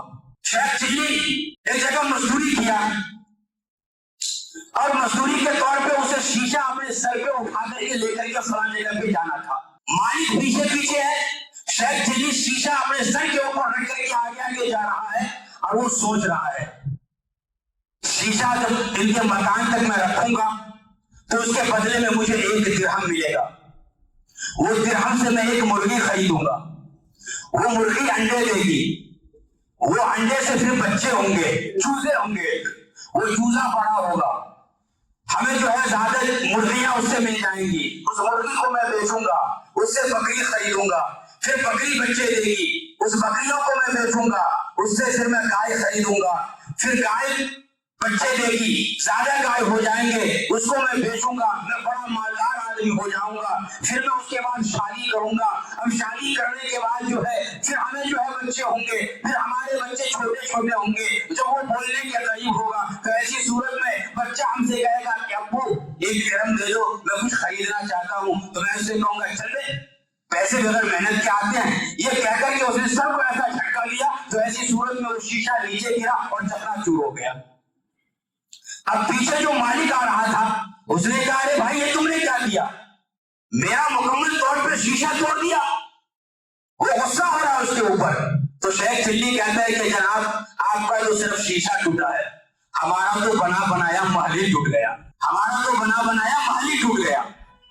तो ठीक इसी तरीका पर उस आदमी को जब एक नेकी मिल जाएगी तो वो भी उछलता कूदता हुआ अल्लाह तबारक व तआला के पास जाएगा कि मेरी नेकी मिल गई है, जन्नत के अंदर दाखिल किया जाऊंगा, हूरों से हमारी मुलाकात होगी और फिर इस तरीका पर जन्नत में हमारी जिंदगी गुजरेगी। इस तरीका पर वो सोच करके अल्लाह के पास जा रहा है। चुनांचे रब्बे कायनात की कसम है, आका सल्लल्लाहु अलैहि वसल्लम ने इरशाद फरमाया कि जब वो बंदा एक नेकी लेकर के और मुकम्मल तौर पे अल्लाह के पास जाएगा, अल्लाह तबारक व तआला कहेगा तो मेरे बंदे एक नेकी की जरूरत थी, तुमने कहां से लाया? वो कहेगा ये फला बंदा मुझे दिया है। अल्लाह तबारक व तआला कहेगा कि उस बंदे को मेरे पास लेकर के आओ। चुनांचे वो शख्स फौरन जाएगा, उस एक बंदे को जिसने एक नेकी से मदद की थी उसको अल्लाह के पास लेकर के आएगा। अल्लाह पाक पूछेगा कि ओ मेरे बंदे तुमने एक नेकी क्यों दे दी? यहाँ तो नफ्सी नफ्सी का आलम है, हर किसी को नेकी की जरूरत है, तुमने क्यों दे दी? अल्लाह पाक से वो बंदा कहेगा कि अल्लाह तबारक व तआला हमने आपके उसूल को देखा,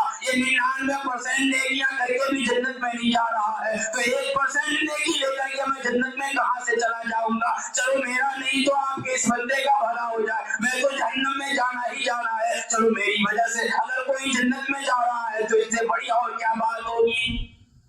अल्लाह तबारक व तआला उस वक्त में मेरे दोस्तों उस बंदे को कहेगा कि जाओ हमने तुम दोनों को जन्नत के अंदर दाखिल कर दिया, एक को उसूल की वजह से और एक को बंदे के ऊपर रहम खाने की वजह से।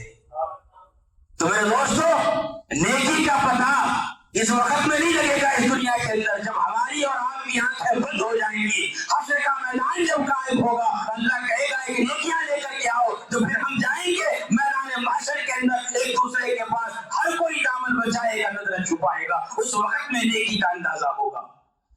अब नबी करीम सल्लल्लाहु अलैहि वसल्लम ने यहाँ पे कहा कि पूरा सलाम करो 30 नेकियां मिलेगी। आज हमारे मुसलमान भाइयों का सलाम क्या है? अस्सलाम वालेकुम।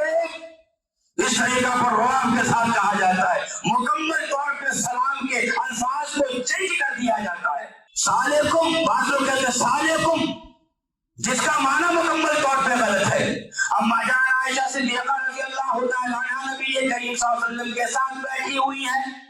एक यहूदी का गुजर जब वहां से हुआ तो यहूदी नबी करीम सल्लल्लाहु अलैहि वसल्लम को देख करके कहता अस्सलामु अलैकुम, जिसका मतलब ये है कि आपके ऊपर बहुत तारी हो जाए, बददुआया कलमात है ये।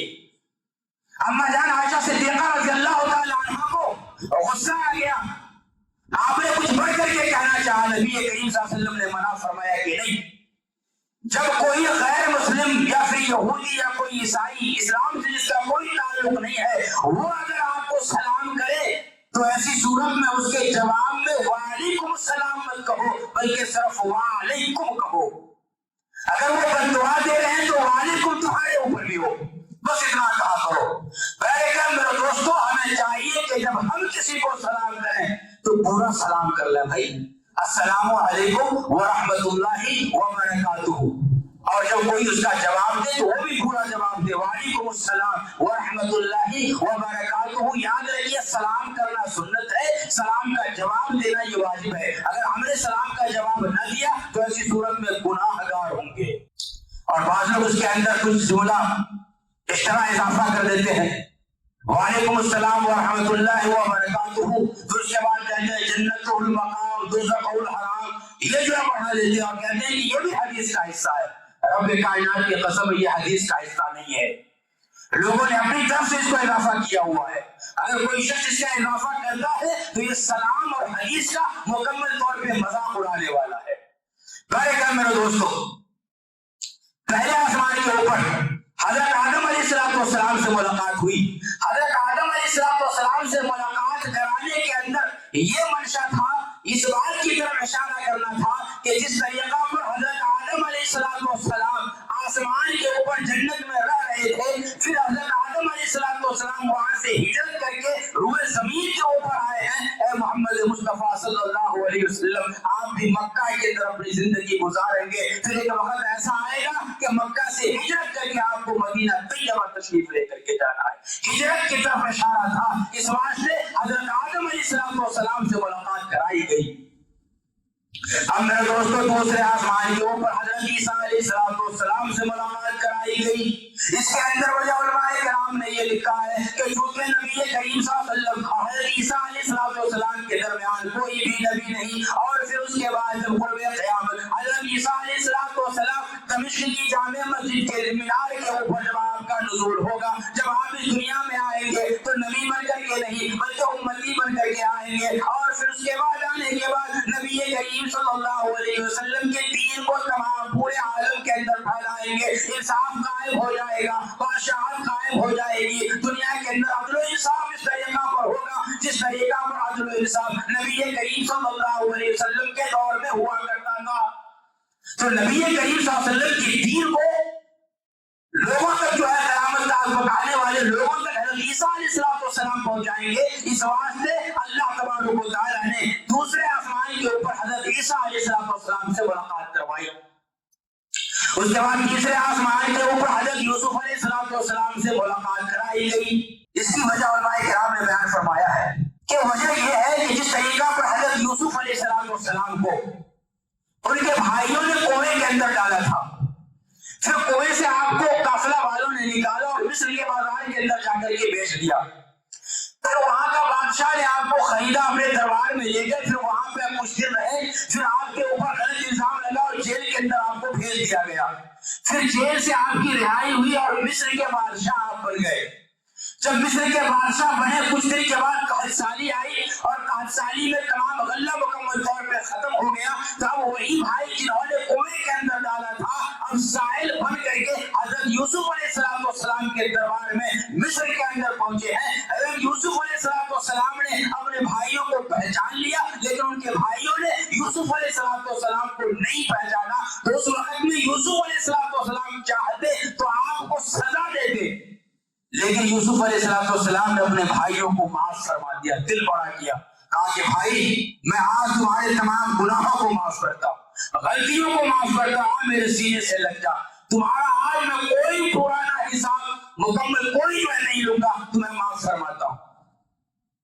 نبی کریم صلی اللہ علیہ وسلم کو یہ بتلانا تھا، یہ درس دینا تھا ہم مسلمانوں کو، اور نبی کریم صلی اللہ علیہ وسلم کو یہ یاد دلانا تھا کہ اے میرے محبوب محمد مصطفیٰ صلی اللہ علیہ وسلم، یہ مکہ کے اندر مکہ والے، یہ کفار و مشرکین، یہ آپ کے قبیلے کے لوگ، یہ آپ کو ستائیں گے، اس طریقہ پر ستائیں گے، ایسا ستائیں گے کہ آپ کو مکہ چھوڑنے کے اوپر مجبور کر دیں گے. چنانچہ نبی کریم صلی اللہ علیہ وسلم مکہ سے ہجرت کر کے مدینہ طیبہ کے اندر چلے گا، اور اس کے بعد یہ کہا گیا کہ آقا صلی اللہ علیہ وسلم ایک دن ایسا آئے گا مدینے کے اندر آپ کی تعداد بڑھ جائے گی، مسلمانوں کی تعداد بڑھے گی، اور پھر وہ دن آئے گا کہ آپ مکہ کے اندر فاتحانہ شان میں داخل ہوں گے. تو اے میرے محبوب، اے میرے حبیب، جب آپ مکہ کے اندر فاتحانہ شان میں داخل ہونا تو ایسی صورت میں وہاں پہ گنہگار ہوں گے، آپ کے مجرم ہوں گے، آپ کو ستانے والے موجود ہوں گے، آپ کے بدن کے اوپر کانٹا کوڑا کرکٹ ڈالنے والے، راستے میں کانٹا بچھانے والے، اور ٹائر کے اوپر پتھروں کی بارش کرنے والے، یہ سارے کے سارے لوگ مکہ کے اندر موجود ہوں گے. اے میرے محبوب، آپ نے جس وہ کام کرنا ہے جو یوسف علیہ السلام نے کام کیا کہ جیسا آپ نے اپنے بھائیوں کو معاف فرما دیا، اے میرے محبوب پورے مکہ والوں کو آپ نے معاف فرمانا ہے. چنانچہ میرے دوستو آقا صلی اللہ علیہ وسلم نے اپنے دل کو بڑا کیا اور تمام مکہ والوں کو یہ اعلان کر دیا کہ جو بیت اللہ کے اندر داخل ہوگا اسے معافی دی جاتی ہے. بیت اللہ کے اندر سارے کے سارے کفار و مشرکین داخل ہو گئے. صحابہ کرام نے آقا صلی اللہ علیہ وسلم سے ارشاد فرمایا کہ میرے محبوب بیت اللہ کے دیوار ہے، بیت اللہ مکمل طور پہ بھر چکا ہے، ابھی بھی مکہ کے لوگ باقی ہے، وہ کیا کہے، وہ بھی امان میں آنا چاہتے ہیں. آقا صلی اللہ علیہ وسلم نے ارشاد فرمایا، ابو سفیان بہت زیادہ ڈرا ہوا تھا، ابھی اسلام اس نے قبول نہیں کیا تھا، وہ کہا اعلان کرتے ہیں ان کے دل کو رکھنے کے لیے آپ کا اخلاق کس طریقہ پر ہے. انہی اخلاق کی بنیاد کی وجہ سے حضرت ابو سفیان بن گئے، ایمان قبول کر لیے. کہا کہ جو ابو سفیان کے گھر میں داخل ہو گیا ہم انہیں بھی امان دیتے ہیں، ابھی بھی لوگ باقی ہے. نبی کریم صلی اللہ علیہ وسلم سے کہا گیا تو آقا صلی اللہ علیہ وسلم نے ارشاد فرمایا یہ اعلان کر دو کہ جو بھی اپنے گھر کے اندر داخل ہو کر کے اندر سے دروازے کو بند کر لیتا ہے ہم ان سب کو امان دیتے ہیں. یہ نبی کریم صلی اللہ علیہ وسلم نے میرے دوستوں بڑا دل دکھلایا. مکہ فتح ہوا، ایک قطرہ بھی زمین کے اوپر نہیں گرا، اور تمام جانی دشمن کو نبی کریم صلی اللہ علیہ وسلم نے معاف فرما دیا۔ آج ہماری زندگی کے اندر ہمارا چھوٹا بھائی، بڑا بھائی، رشتہ دار ہو یا پھر خون کا کوئی اجنبی ہو یا پڑوسی ہو، اگر ذرہ برابر بھی ہمارے بارے میں کوئی برا سوچ بھی لیا ہے تو ایسی صورت میں ہم اپنے دل میں کینہ رکھتے ہیں۔ جب تک ہم بدلہ نہیں لے لیتے اس وقت تک سکون سے انسان بیٹھتا نہیں ہے۔ کس نبی کی امتی میں ہے؟ وہ نبی جس نبی نے اپنے جانی دشمن کو مکمل طور پہ معاف فرما دیا، اپنے اخلاق کو اس طریقہ پر دکھلایا۔ یہی اخلاق میرے دوستوں آج کے دن میں ہم مسلمانوں کو دکھلانا، اپنا دل بڑا کرنا ہے تو ہماری محبت عام ہوگی، دوسروں تک پہنچے گی اپنوں کے پاس سے گزرتے ہوئے۔ اب میرے دوستوں چوتھے آسمان کے اوپر حضرت ادریس علیہ السلام سے ملاقات ہوئی۔ ادریس علیہ السلام سے ملاقات کا راز یہ تھا کہ حضرت ادریس علیہ السلام پہلی شخصیت ہے جنہوں نے دنیا کے اندر لکھنے کے طریقے کو ایجاد کیا، اور نبی کریم صلی اللہ علیہ وسلم نے اسی طریقے کو، لکھنے کے طریقے کو خط و کتابت میں چھڑ دیا، اور بڑے بڑے بادشاہوں کو آپ نے خط و کتابت کے ذریعے سے بھی تبلیغ کا کام کیا ہے، اس تک پیغام کو اللہ کا پہنچایا ہے۔ اس کے بعد میرے دوستوں پانچویں آسمان کے اوپر حضرت ہارون علیہ السلام سے ملاقات ہوئی۔ اس کے اندر مقصد یہ تھا کہ حضرت ہارون علیہ السلام جس طریقہ پر حضرت موسیٰ علیہ السلام کے ساتھ آپ جب ایک جگہ پہ تھے اور حضرت موسیٰ علیہ السلام کو دور پہ گئے، حضرت ہارون علیہ السلام کو اپنا خلیفہ بنا کر کے گئے، تو وہاں پہ لوگوں نے ہارون علیہ السلام کی بات کو نہیں مانا، اور وہ لوگ جو ہے گوشالہ پرستی کے اندر ایک گائے کو اس نے بنایا اور اس کی عبادت کرنا شروع کر دیے، تو پھر وہ قوم مکمل طور پہ ہلاک ہو گئی۔ نبی کریم صلی اللہ علیہ وسلم کو یہ اشارہ دینا تھا کہ یہ مکہ والے کے سامنے جب آپ تبلیغ کریں گے تو یہ لوگ بھی آپ کی بات نہیں مانیں گے۔ جب یہ لوگ آپ کی بات نہیں مانیں گے تو یاد رکھیں جس طریقہ پر موسیٰ علیہ السلام کی قوم بات نہ ماننے کے باوجود ہلاک و برباد ہوئی ہے، اسی طریقہ سے یہ کفار و مشرکین بھی ہلاک و برباد ہوں گے۔ اور اس کے بعد ہجرت کے بعد جب پہلی لڑائی اسلام کی ہوئی ہے غزوہ بدر، تو اس کے اندر بڑے بڑے کفار کے سردار اس کے اندر مارے گئے ہیں، وہ لوگ ہلاک و برباد ہوئے ہیں، تو اس طرف جو ہے اشارہ دینا تھا۔ اس کے بعد میرے دوستوں چھٹے آسمان کے اوپر حضرت موسیٰ علیہ السلام سے ملاقات ہوئی، تو اس میں یہ اشارہ تھا کہ جس طریقہ پر حضرت موسیٰ علیہ السلام سے کوئی دور پہ اللہ تبارک و تعالیٰ نے کلام کیا ہے، اسی طریقہ پر اے میرے محبوب اللہ تبارک و تعالیٰ ابھی آپ جب عرش پہ جائیں گے تو اللہ آپ سے بھی کلام فرمائیں گے۔ اس کے بعد ساتویں آسمان کے اوپر حضرت ابراہیم علیہ السلام سے ملاقات ہوئی، اس کے اندر راز یہ تھا کہ حضرت ابراہیم علیہ السلام کی دعاؤں کا نتیجہ محمد مصطفیٰ صلی اللہ علیہ وسلم تھے، کہ نبی کریم صلی اللہ علیہ وسلم کو حضرت ابراہیم علیہ السلام نے اپنے دعاؤں میں مانگا تھا کہ یا اللہ ہم نے بیت اللہ بنایا، یا اللہ آپ کے حکم سے بیت اللہ کی تعمیر ہم نے کی، یا اللہ آپ نے اپنے میرے بیٹے کے اوپر چھری رکھنے کو کہا گلے پہ، ہم نے ان کے گلے پہ چھری رکھ کے ان کو قربان کر دیا، یہ سب آپ کے حکم سے کیا ہے، آپ سے میں انعام مانگتا ہوں، وہ انعام یہ ہے کہ آپ مجھے محمد مصطفیٰ صلی اللہ علیہ وسلم عطا فرما دیجیے۔ تو چونکہ نبی کریم صلی اللہ علیہ وسلم حضرت ابراہیم علیہ السلام کی دعاؤں کا نتیجہ تھے، اس لیے آپ کی ملاقات حضرت ابراہیم علیہ السلام سے کی گئی۔ ان تمام ساتوں آسمانوں سے گزرتے ہوئے نبی کریم صلی اللہ علیہ وسلم سدرۃ المنتہا کے اوپر پہنچے، وہ جگہ جہاں پہ نیچے کے فرشتے وہاں پہ جا کر کے رک جاتے ہیں اور اوپر کے فرشتے وہاں پہ آ کر کے ٹھہر جاتے ہیں۔ نیچے والا کچھ اگر لے کر کے جاتا ہے سدرا پہ جا کر کے، سدرا سے اوپر کے فرشتوں کو دیا جاتا ہے، وہ آگے لے کر کے جاتے ہیں، اور آگے اللہ کا حکم جو اوپر سے نازل ہوتا ہے تو وہ فرشتے سدرا تک آتے ہیں، اور سدرا پہ رہ رہے فرشتوں کو وہ آگے اللہ کا دیتا ہے، پھر اس کے بعد وہاں سے روئے زمین کے اوپر وہ لے کر کے آتے ہیں، وہ سدرۃ المنتہا ہے، وہاں پہ گئے۔ حضرت جبرائیل نے کہا کہ اب اس سے آگے میں اگر ایک قدم بھی آگے گیا تو ایسی صورت میں ہمارے پر جل جائیں گے، اس سے آگے میں نہیں جا سکتا۔ اب نبی کریم صلی اللہ علیہ وسلم کو اکیلے وہاں سے سفر کرنا تھا۔ اب نبی کریم صلی اللہ علیہ وسلم وہاں سے سفر کر رہے ہیں رفرف کے اوپر۔ رفرف ایک سواری ہے۔ حضرت سلیمان علیہ السلام کو اللہ تبارک و تعالیٰ نے ہواؤں پہ قدرت دی تھی۔ ہواؤں کو حکم دیتے تھے وہ پوری دنیا کا سیر کرتے تھے. جب قالین ہوتی تھی اس کے اوپر آپ ٹھہر جاتے اور پھر حکم دیتے تو وہ آپ کو پوری دنیا کا سیر کراتا. نبی کریم صلی اللہ علیہ وسلم کے لیے بھی اسی طرح کی سواری رکھی گئی. اب وہ سواری پہ چڑھے ہیں, وہاں سے پردہ ہی پردہ ہے. روایتوں میں بات آتی ہے کہ ہزاروں پردے ہیں اور ایک پردہ سے لے کر کے دوسرے پردے کے درمیان تک کی جو دوری ہے وہ ایک روایت میں ہے کہ 500 سال تک تیز رفتار گھوڑا جو چلے اتنی دوری ہے ایک پردہ سے دوسرے پردہ کے درمیان. دوسری روایت میں 5000 تک کی بات آئی ہے. 5000 تک کی بات آئی ہے میرے دوستوں. کچھ بھی ہو, 500 ہو یا 5000 ہو, ایک پردے سے دوسرے پردے کے درمیان تک کی اتنی دوری ہے. اور کئی ایک پردہ ہو, تمام پردوں کو آپ پردے پار کرتے چلے گئے. پھر عرش کے اوپر آپ پہنچے اور پھر اللہ تبارک و تعالیٰ سے آپ کی ملاقات ہوئی. حضرت انس رضی اللہ تعالیٰ عنہ اس حدیث کو بیان فرماتے ہیں, وہ کہتے ہیں کہ میں نے خود اپنے کانوں سے سنا, نبی کریم صلی اللہ علیہ وسلم کے سامنے میں بیٹھا ہوا ہوں اور نبی کریم صلی اللہ علیہ وسلم حدیث بیان کر رہے ہیں کہ جب میں عرش کے اوپر پہنچا ہوں تو میں نے خود اپنی آنکھوں سے نبی کریم صلی اللہ علیہ وسلم کا دیدار کیا ہے, دیکھا ہے, ان سے ملاقات کی ہے. یہ حدیث کی بڑی بڑی کتابوں میں اس حدیث کو بیان فرمایا گیا ہے کہ نبی کریم صلی اللہ علیہ وسلم نے اللہ تبارک و تعالیٰ کو دیکھا. پیارے کیا میرے دوستوں, مختصر یہ کہ جب اللہ تبارک و تعالیٰ کے پاس نبی کریم صلی اللہ علیہ وسلم پہنچے تو اللہ تعالیٰ نے کہا کہ آپ دنیا سے آئے ہو, میرے لیے کچھ تحفہ تو لے کر کے آئے ہوں گے. تو نبی کریم صلی اللہ علیہ وسلم نے جان کہ اللہ تعالیٰ پوری دنیا ہی آپ کی ہے, میں کیا تحفہ آپ کے لیے لے کر کے آؤں. تو کہا کہ کچھ تو محبت کی دلیل پیش کرو. تو نبی کریم صلی اللہ علیہ وسلم نے کہا کہ ہاں 3 تحفہ ہے.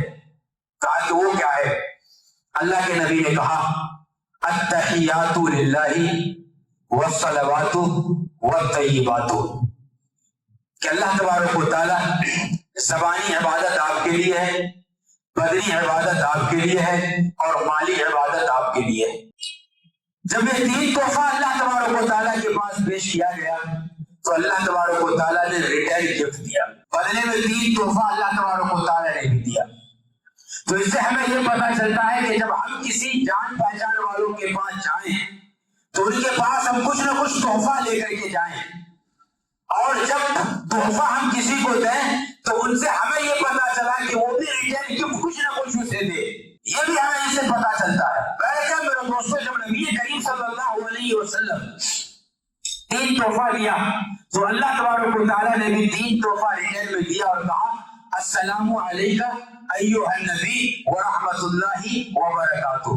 3 تحفہ دیا. السلام علیکہ ایھا النبی, اے نبی آپ کے اوپر سلامتی ہو, ورحمۃ اللہ, اللہ کی رحمت ہو, وبرکاتہ, اللہ کی برکت ہے. جب اللہ کے نبی صلی اللہ علیہ وسلم نے یہ دیکھا کہ اس کے اندر صرف میرا ذکر کیا گیا ہے اور کہا گیا ایھا النبی, اے میرے نبی آپ کے اوپر بھی سلامتی ہو, اللہ کی رحمت اور برکتیں نازل ہو, تو اللہ تبارک و تعالیٰ سے نبی کریم صلی اللہ علیہ وسلم نے ارشاد فرمایا کہ اللہ تبارک و تعالیٰ آپ نے میری امت کو بھلا دیا, آپ نے میری امت کو بھی یاد کرنا ہے. میرے دوستوں, میرے آپ کے آقا صلی اللہ علیہ وسلم نے ایسے اوقات میں بھی ہمیں اور آپ کو نہیں بلایا. ہم گناہگار کو بھی اللہ تبارک و تعالیٰ کے محفل کے اندر نبی کریم صلی اللہ علیہ وسلم نے یاد رکھا ہے. آج ہم کسی پرانے دوست سے ملاقات کریں تو ماں باپ کو بھول جاتے ہیں, بیوی بچوں کو بھول جاتے ہیں کہ یار یہ پرانا یاد ہے, 10th کے اندر ان سے مل کے ساتھ میں پڑھا تھا, ابھی 10 سال کے بعد ملاقات ہو رہی ہے, پرانی یادیں لے کر کے بیٹھ جاتے ہیں. کسی کی یاد نہیں آتی, کھانا پینا مکمل طور پہ بھول جاتے ہیں.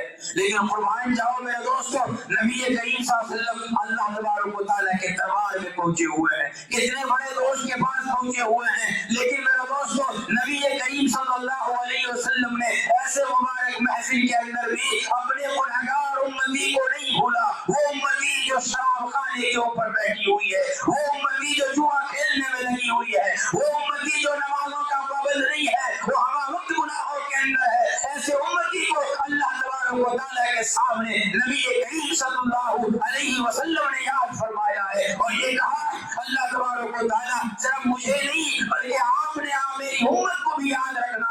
اللہ کے نبی نے کہا السلام علینا وعلی عباد اللہ الصالحین کہ اللہ تبارک و تعالیٰ ان کے اوپر بھی سلامتی ہو جو آپ کے نیک بندے ہیں۔ نبی کریم صلی اللہ علیہ وسلم نے پہلا تحفہ دیا تحیات للہ والصلوات والطیبات، اللہ پاک نے ریٹرن گفٹ عطا فرمایا السلام علیکہ ایھا النبی ورحمۃ اللہ وبرکاتہ۔ تو ایسی صورت میں نبی کریم صلی اللہ علیہ وسلم نے کہا السلام علینا وعلی عباد اللہ الصالحین۔ تو ایسی صورت میں جب حضرت جبرائیل علیہ السلام سدرۃ المنتہا کے پاس ٹھہر کر کے ان تمام گفتگو کو سن رہے تھے، چنانچہ وہیں سے حضرت جبرائیل علیہ السلام نے ارشاد فرمایا اشہد ان لا الہ الا اللہ واشہد ان محمدا عبدہ ورسولہ۔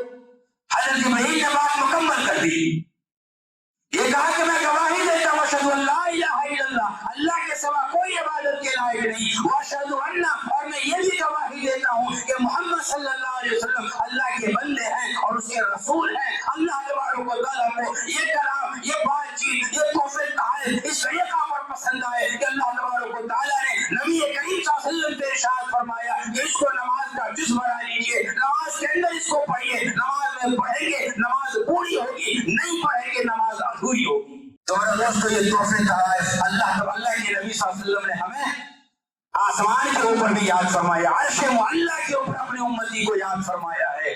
کیا ہمیں اس کا احساس ہے؟ نبی کریم صلی اللہ علیہ وسلم سے ہمیں اور آپ کو کس حد تک محبت ہے؟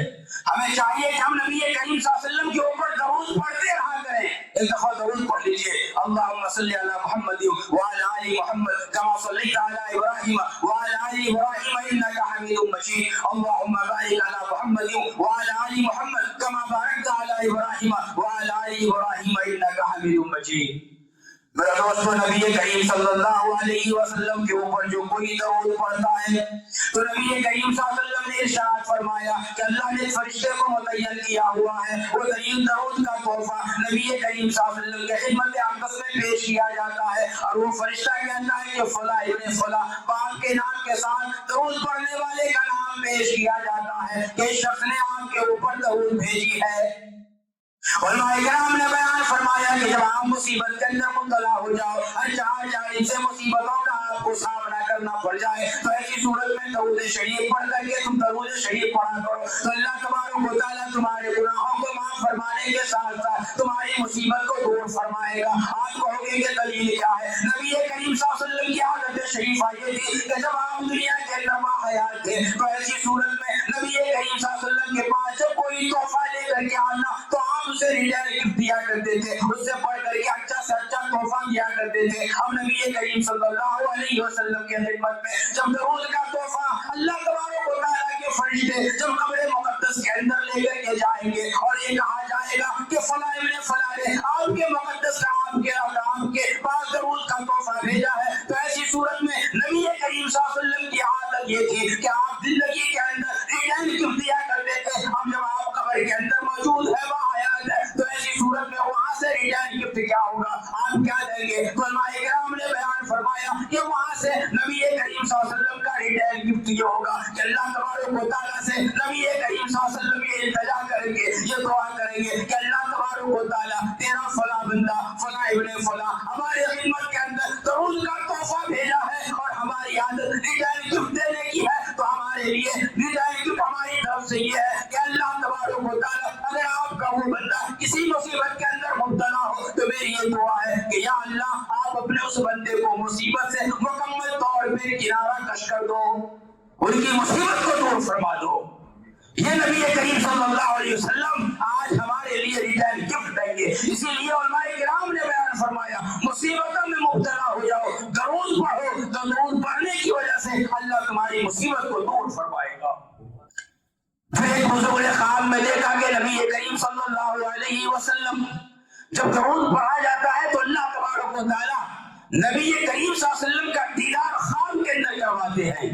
ایک بزرگ کی عادت تھی روزانہ 500 مرتبہ درود شریف پڑھ کر کے نبی کریم صلی اللہ علیہ وسلم کی خدمت اقدس میں اس کو بھیجنا، چنانچہ جب بھیجتے رہے کئی سال جب گزر گیا تو اللہ تبارک و تعالیٰ نے درود کی برکت کی وجہ سے اس صاحب بزرگ کو خواب کے اندر نبی کریم صلی اللہ علیہ وسلم کا دیدار کرایا۔ جب نبی کریم صلی اللہ علیہ وسلم کا دیدار ہوا، دور سے آقا صلی اللہ علیہ وسلم वसल्लम को देख रहे थे। सीने का बटन नबी करीम सल्लल्लाहु अलैहि वसल्लम का खुला हुआ था। दूर से आपने ये देखा कि सीने के ऊपर कुछ जख्म के धब्बे हैं। जब करीब में गए तो देखा कि पूरा सीना मुकम्मल तौर पे वो धब्बा से भरा हुआ है, धब्बा से मुकम्मल तौर पे भरा हुआ है। रब्बे कायनात की कसम है, वो साहिब बुजुर्ग ये कहते हैं कि मैं नबी करीम सल्लल्लाहु अलैहि वसल्लम के बिल्कुल करीब पहुंच गया और नबी करीम सल्लल्लाहु अलैहि वसल्लम से कहा कि आप सल्लल्लाहु अलैहि वसल्लम आपके सीने के ऊपर जख्मों के निशान कैसे हैं? क्या मक्का वालों ने जो आपको तकलीफें दी थी वो तकलीफ आज तक आपके सीने पे है और आज तक इस तरीका पर आप उस जख्म से जो है निजात नहीं आपको मिली है?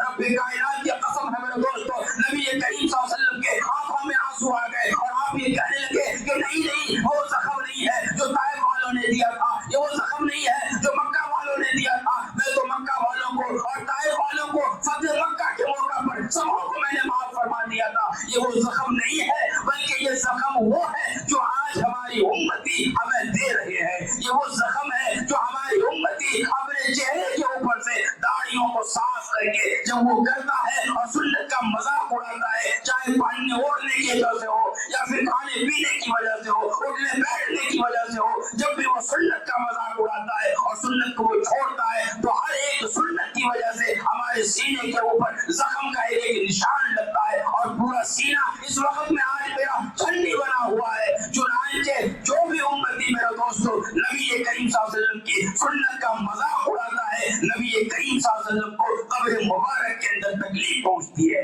इसलिए हमें चाहिए कि हम नबी करीम सल्लल्लाहु अलैहि वसल्लम के बताए हुए तरीकों के ऊपर चले। नबी करीम सल्लल्लाहु अलैहि वसल्लम से सच्ची और पक्की मोहब्बत है तो ऐसी सूरत में हमें चाहिए कि हम मोहब्बत का इजहार और दलील भी सही तौर पे पेश करें। मोहब्बत के दावेदार तो बहुत है, लेकिन मेरे दोस्तों जब बारी आती है दलील पेश करने की तो हम पीछे हट जाते हैं। एक गीदड़ अपने वन से निकला और जब रास्ते में गया तो उसको जो कीचड़ नजर आया उसके ऊपर वो लोट-पोट हो गया, बदन उसका कीचड़ आलूद हो गया। जब कुछ आगे गया तो मोर की पंखड़ी नजर आई, उसके ऊपर वो लेट गया तो चूंकि बदन कीचड़ आलूद था तो मोर की पंखड़ियां उसके बदन के ऊपर लग गई। तो गीदड़ अपने आप को जब देखा तो खुश हो गया कि भाई मैं तो पहले गीदड़ था, अब गीदड़ से मोर हो गया। बहुत ही ज्यादा खुश हुआ, अपने जमातों में आया गीदड़ों के पास और गीदड़ों के पास आकर के ऐलान किया कि देखो भाई मैं पहले गीदड़ था, अब मैं गीदड़ से मोर हो गया हूं। अब कोई भी गीदड़ मुझे गीदड़ कह करके ना बुलाए बल्कि मोर कह करके बुलाए। यह ऐलान जब हुआ तो सारे गीदड़ों के ऊपर सन्नाटा छा गया। एक बूढ़ा गीदड़ हिम्मत करते हुए अपने दो टांगों पे खड़ा हुआ, कहा कि हुजूर एक सवाल है, उसका आप जवाब दीजिए। तो कहा कि पूछो सवाल क्या है। उसने कहा कि गीदड़ के दो टांगे हुआ करती है, क्या कहते हैं, मोर को दो टांगे हुआ करती है, आपके पास चार टांगे हैं, फिर आप कैसे मोर हो? तो कहा कि बस इसी की कमी है वरना तो मैं पूरा मोर हूं। जब बूढ़ा गीदड़ ये सवाल किया तो दूसरे गीदड़ों के अंदर भी हिम्मत पैदा हो गई। तो उसने ये सवाल तो दूसरे गीदड़ों ने भी सवाल किया कि हुजूर मोर जो है वो उड़ा करता है, जितना भी हो सके वो नाचा करता है, लेकिन आप तो वो नाचते नहीं हो, फिर आप कैसे मोर हो? तो उसने कहा कि बस इसी की कमी वरना तो मैं पूरा मोर हूं। अगर जब भी कोई गीदड़ उससे सवाल करता तो उसके जवाब में यही कहता कि बस इसी की कमी है वरना तो मैं पूरा मोर हूं। और अपने कायनात के कसम आज जब मुसलमानों से ये सवाल किया जाता है कि भाई मुसलमान हो तो ऐसी सूरत में वो नमाज पढ़ता है, तो नमाज नहीं पढ़ते कैसे मुसलमान हो? तो उसके जवाब में कहता है बस इसी की कमी है वरना तो मैं पूरा मुसलमान हूं। जब सवाल किया जाता है कि जो मुसलमान होता है नबी करीम सल्लल्लाहु अलैहि वसल्लम की साथ से मोहब्बत करता है, उनके ऊपर दरूद और सलाम पढ़ा और भेजा करता है, लेकिन तुम तो ऐसा नहीं करते, फिर तुम कैसे आशिक रसूल हो? उसके जवाब में कहता है कि बस इसी की कमी है वरना तो मैं पूरा मुसलमान हो और पूरा आशिक रसूल हो। जब उससे कहा जाता है कि जो आशिक रसूल होता है उसका कपड़ा सुन्नत के एतबार से होता है, टखनों से ऊपर उसका कपड़ा होता है और चेहरा माशाअल्लाह सुन्नतों से सजा हुआ होता है, लेकिन तुम्हारे अंदर तो ये बातें नहीं है। उसके जवाब में ये कहता है कि बस इसी की कमी है वरना तो मैं पूरा मुसलमान और आशिक रसूल हूँ। अगर जब भी कोई सवाल किया जाता है बस एक ही सवाल में यही कहा जाता है कि बस इसी की कमी है, बस इसी की कमी है वरना तो मैं पूरा मुसलमान और पूरा आशिक रसूल हूँ। تو میرے دوستو حقیقت میں پورا مسلمان اور پورا عاشق رسول ہم سبوں کو بننا چاہیے۔ اب میرے دوستو نبی کریم صلی اللہ علیہ وسلم کو تحفہ یہ ملا، حضرت جبرائیل نے بات مکمل کر دی، نبی کریم صلی اللہ علیہ وسلم نے اللہ کے محفل میں ہمیں اور آپ کو یاد کیا، تو ہمیں چاہیے کہ ہم بھی نبی کریم صلی اللہ علیہ وسلم کے اوپر روزانہ کم سے کم 100 مرتبہ تو درود شریف پڑھتے رہا کریں، پڑھ کر کے بھیجیں۔ اللہ ہم سبوں کو توفیق عطا فرمائے۔ اب میرے دوستو اب آخری پڑاؤ کے اندر میں آ رہا ہوں۔ نبی کریم صلی اللہ علیہ وسلم اللہ تبارک و تعالیٰ سے گفتگو ہوئی، تحفے تحائف ہوئے، جب واپسی کا وقت آیا تو اللہ تبارک و تعالیٰ نے 50 نمازیں دی، یہ آپ کو معلوم ہو 50 نمازیں دی۔ پھر اس کے بعد حضرت موسیٰ علیہ السلام سے ملاقات ہوئی تو کہا کہ کتنی نمازیں ملی، تو کہا کہ 50۔ تو حضرت موسیٰ علیہ السلام نے کہا کہ نہیں، آپ جائیے واپس کرائیے۔ آپ گئے اللہ کے پاس، واپس کرائے، 5 کم ہوئی، الغرض آپ جاتے رہے آتے رہے، موسیٰ علیہ السلام بھیجتے رہے، 5 کم ہوتی رہی، 5 پہ آ کر کے رکی۔ تو حضرت موسیٰ علیہ السلام نے کہا کہ آپ اللہ کے پاس پھر سے جائیے، یہ 5 نماز بھی آپ کی امت نہیں پڑھ پائے گی، ہماری امت کے اوپر اس سے کم نمازیں تھی، ہماری امت آپ کی امت سے زیادہ طاقتور تھی، لیکن پھر بھی وہ اس نماز کو نہیں پڑھ سکی، یہ 5 تو بہت ہی زیادہ نہیں پڑھ پائے گی، آپ جائیے اور کمی کرائیے۔ اللہ کے نبی صلی اللہ علیہ وسلم نے ارشاد فرمایا کہ اب مجھے اللہ کے پاس جانے میں شرم محسوس ہوتی ہے، اور میں جب بھی گیا ہوں 5 کم ہوئی ہے، اب باقی 5 ہے، اگر میں چلے گیا تو یہ 5 بھی ہم سے جو ختم ہو جائے گی، لینی چاہیے گی۔ اس واسطے میں نہیں جاؤں گا، روئے زمین پہ جاؤں گا، اپنی امتی کو جب معراج کا واقعہ بتاؤں گا، ہم سے کہیں گے کیا اللہ نے تحفہ دیا، تو میں اسے کیا کہوں گا۔ ایک صاحب یہ سن کر کے کہنے لگے کہ اللہ بھلا کرے حضرت موسیٰ علیہ السلام کا، اگر ایک چکر اور لگا دیتے، تو یہ 5 سے بھی جان چھوٹ جاتی، لیکن اسے پتا نہیں ہے یہ وہ نماز ہے جس نماز کے بارے میں نبی کریم صلی اللہ علیہ وسلم نے ارشاد فرمایا نماز میرے آنکھوں کی ٹھنڈک ہے۔ جب ہم اور آپ نماز پڑھیں گے تو نبی کریم صلی اللہ علیہ وسلم کو سکون محسوس ہوگی۔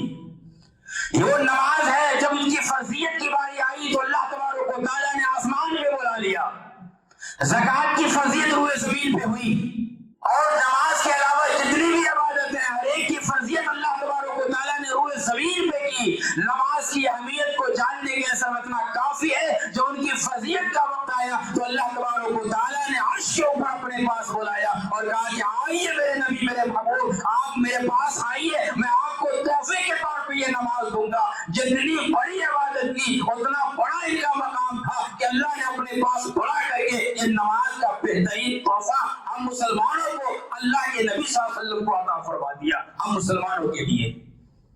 آج ہم مسلمان اسی سے غافل ہیں، نماز صحیح طور پہ پڑھتے نہیں۔ نماز نبی کریم صلی اللہ علیہ وسلم کی آنکھوں کی ٹھنڈک ہے، جو نماز جان بوجھ کر کے چھوڑتا ہے وہ کفر کرتا ہے، کفر والا کام کرتا ہے۔ نبی کریم صلی اللہ علیہ وسلم کے دور میں جو منافق تھا وہ منافق بھی نماز نہیں چھوڑا کرتا تھا، اور منافق کے اوپر 2 وقت کی نماز جو ہے بڑی بھاری ہوا کرتی تھی، ایک عشاء کی نماز، دوسرے فجر کی نماز۔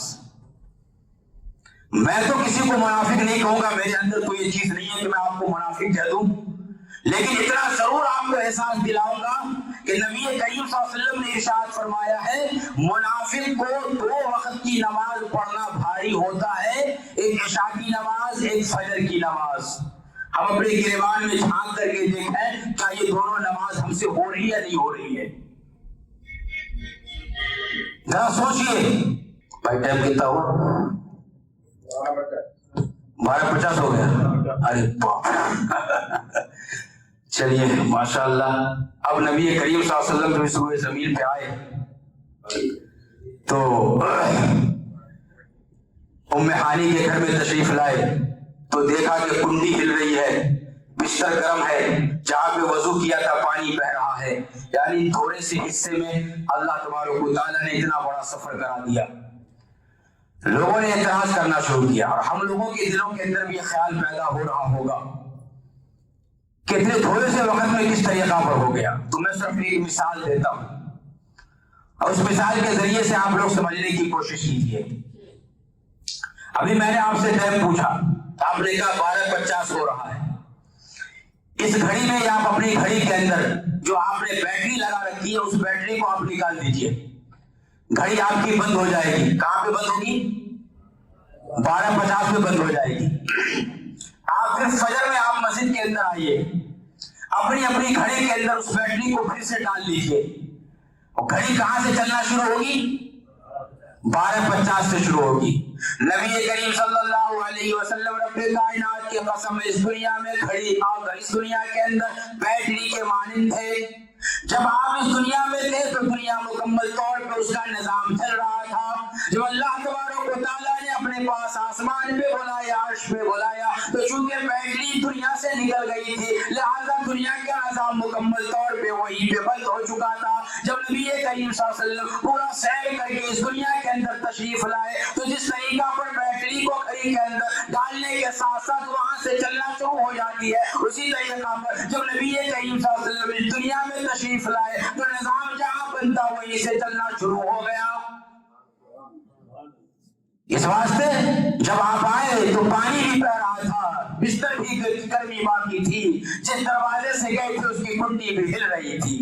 پھر جب صبح ہوئی مکہ والوں کے پاس ام ہانی کو آپ نے اپنی چچا زاد بہن کو یہ واقعہ سنایا تو ام ہانی نے کہا کہ میرے بھائی آپ یہ واقعہ مکہ والے کو نہ سنانا، وہ تو پہلے آپ کی بات نہیں مانتے ہیں، اور جب یہ سنائیں گے تو وہ تو آپ کا اور زیادہ مذاق اڑائیں گے۔ لیکن اللہ کے نبی نے کہا کہ وہ مذاق اڑائیں کچھ بھی کریں، ہمیں تو یہ واقعہ ان تک پہنچانا، انہیں تو بولنا ہے۔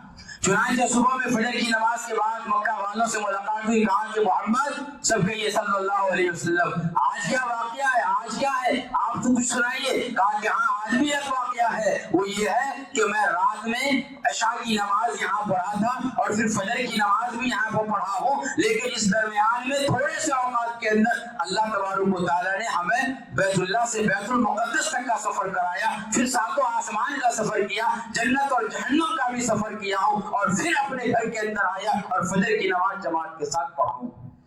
سارے مکہ والے آپ کا مذاق اڑانے لگ گئے کہ ایسا ہو ہی نہیں سکتا۔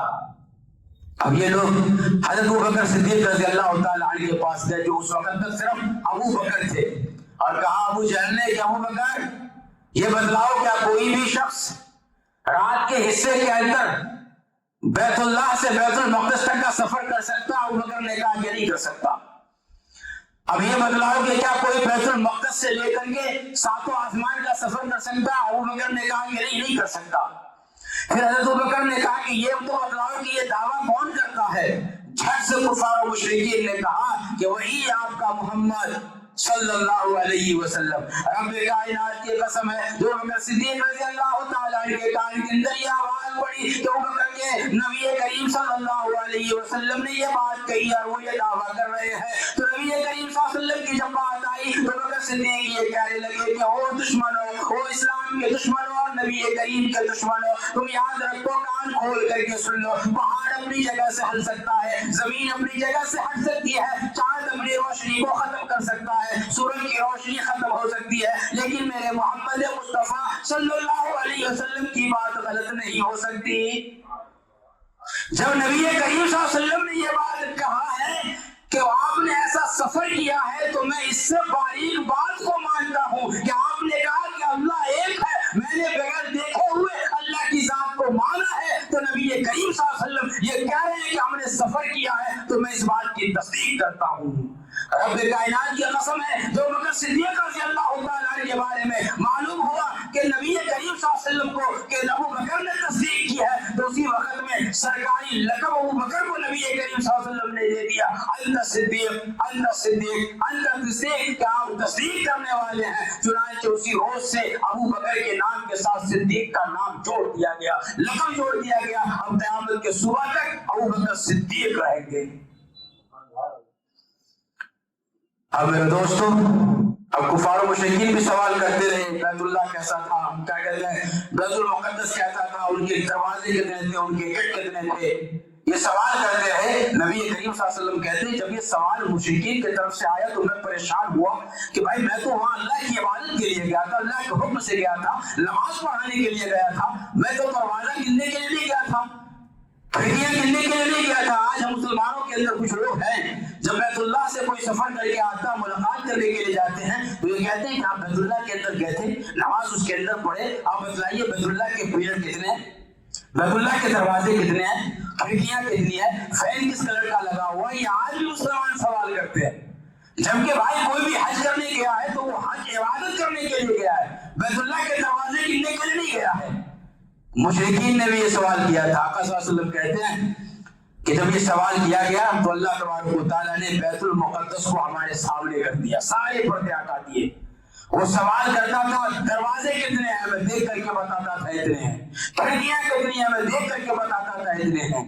لیکن اس کے باوجود بھی وہ لوگ اسلام کے اندر داخل نہیں ہو سکے. اللہ ہم سبوں کو ہدایت دے. یہ تمام باتوں کو ہم سنے ہیں, اللہ تعالی ہم سبوں کو ہدایت نصیب فرمائے, کہنے اور سننے سے زیادہ ان باتوں پہ عمل کی توفیق عطا فرمائے. نماز کا تحفہ بہت ہی بڑا اور بہترین تحفہ اس معراج میں ہم سبوں کو ملا ہے, لہٰذا ہمیں چاہیے کہ ہم نمازوں کے پابند بنیں. اللہ ہم سبوں کو کہنے اور سننے سے زیادہ عمل کرنے کی توفیق عطا فرمائے. آمین. وآخر دعوانا الحمد للہ رب العالمین.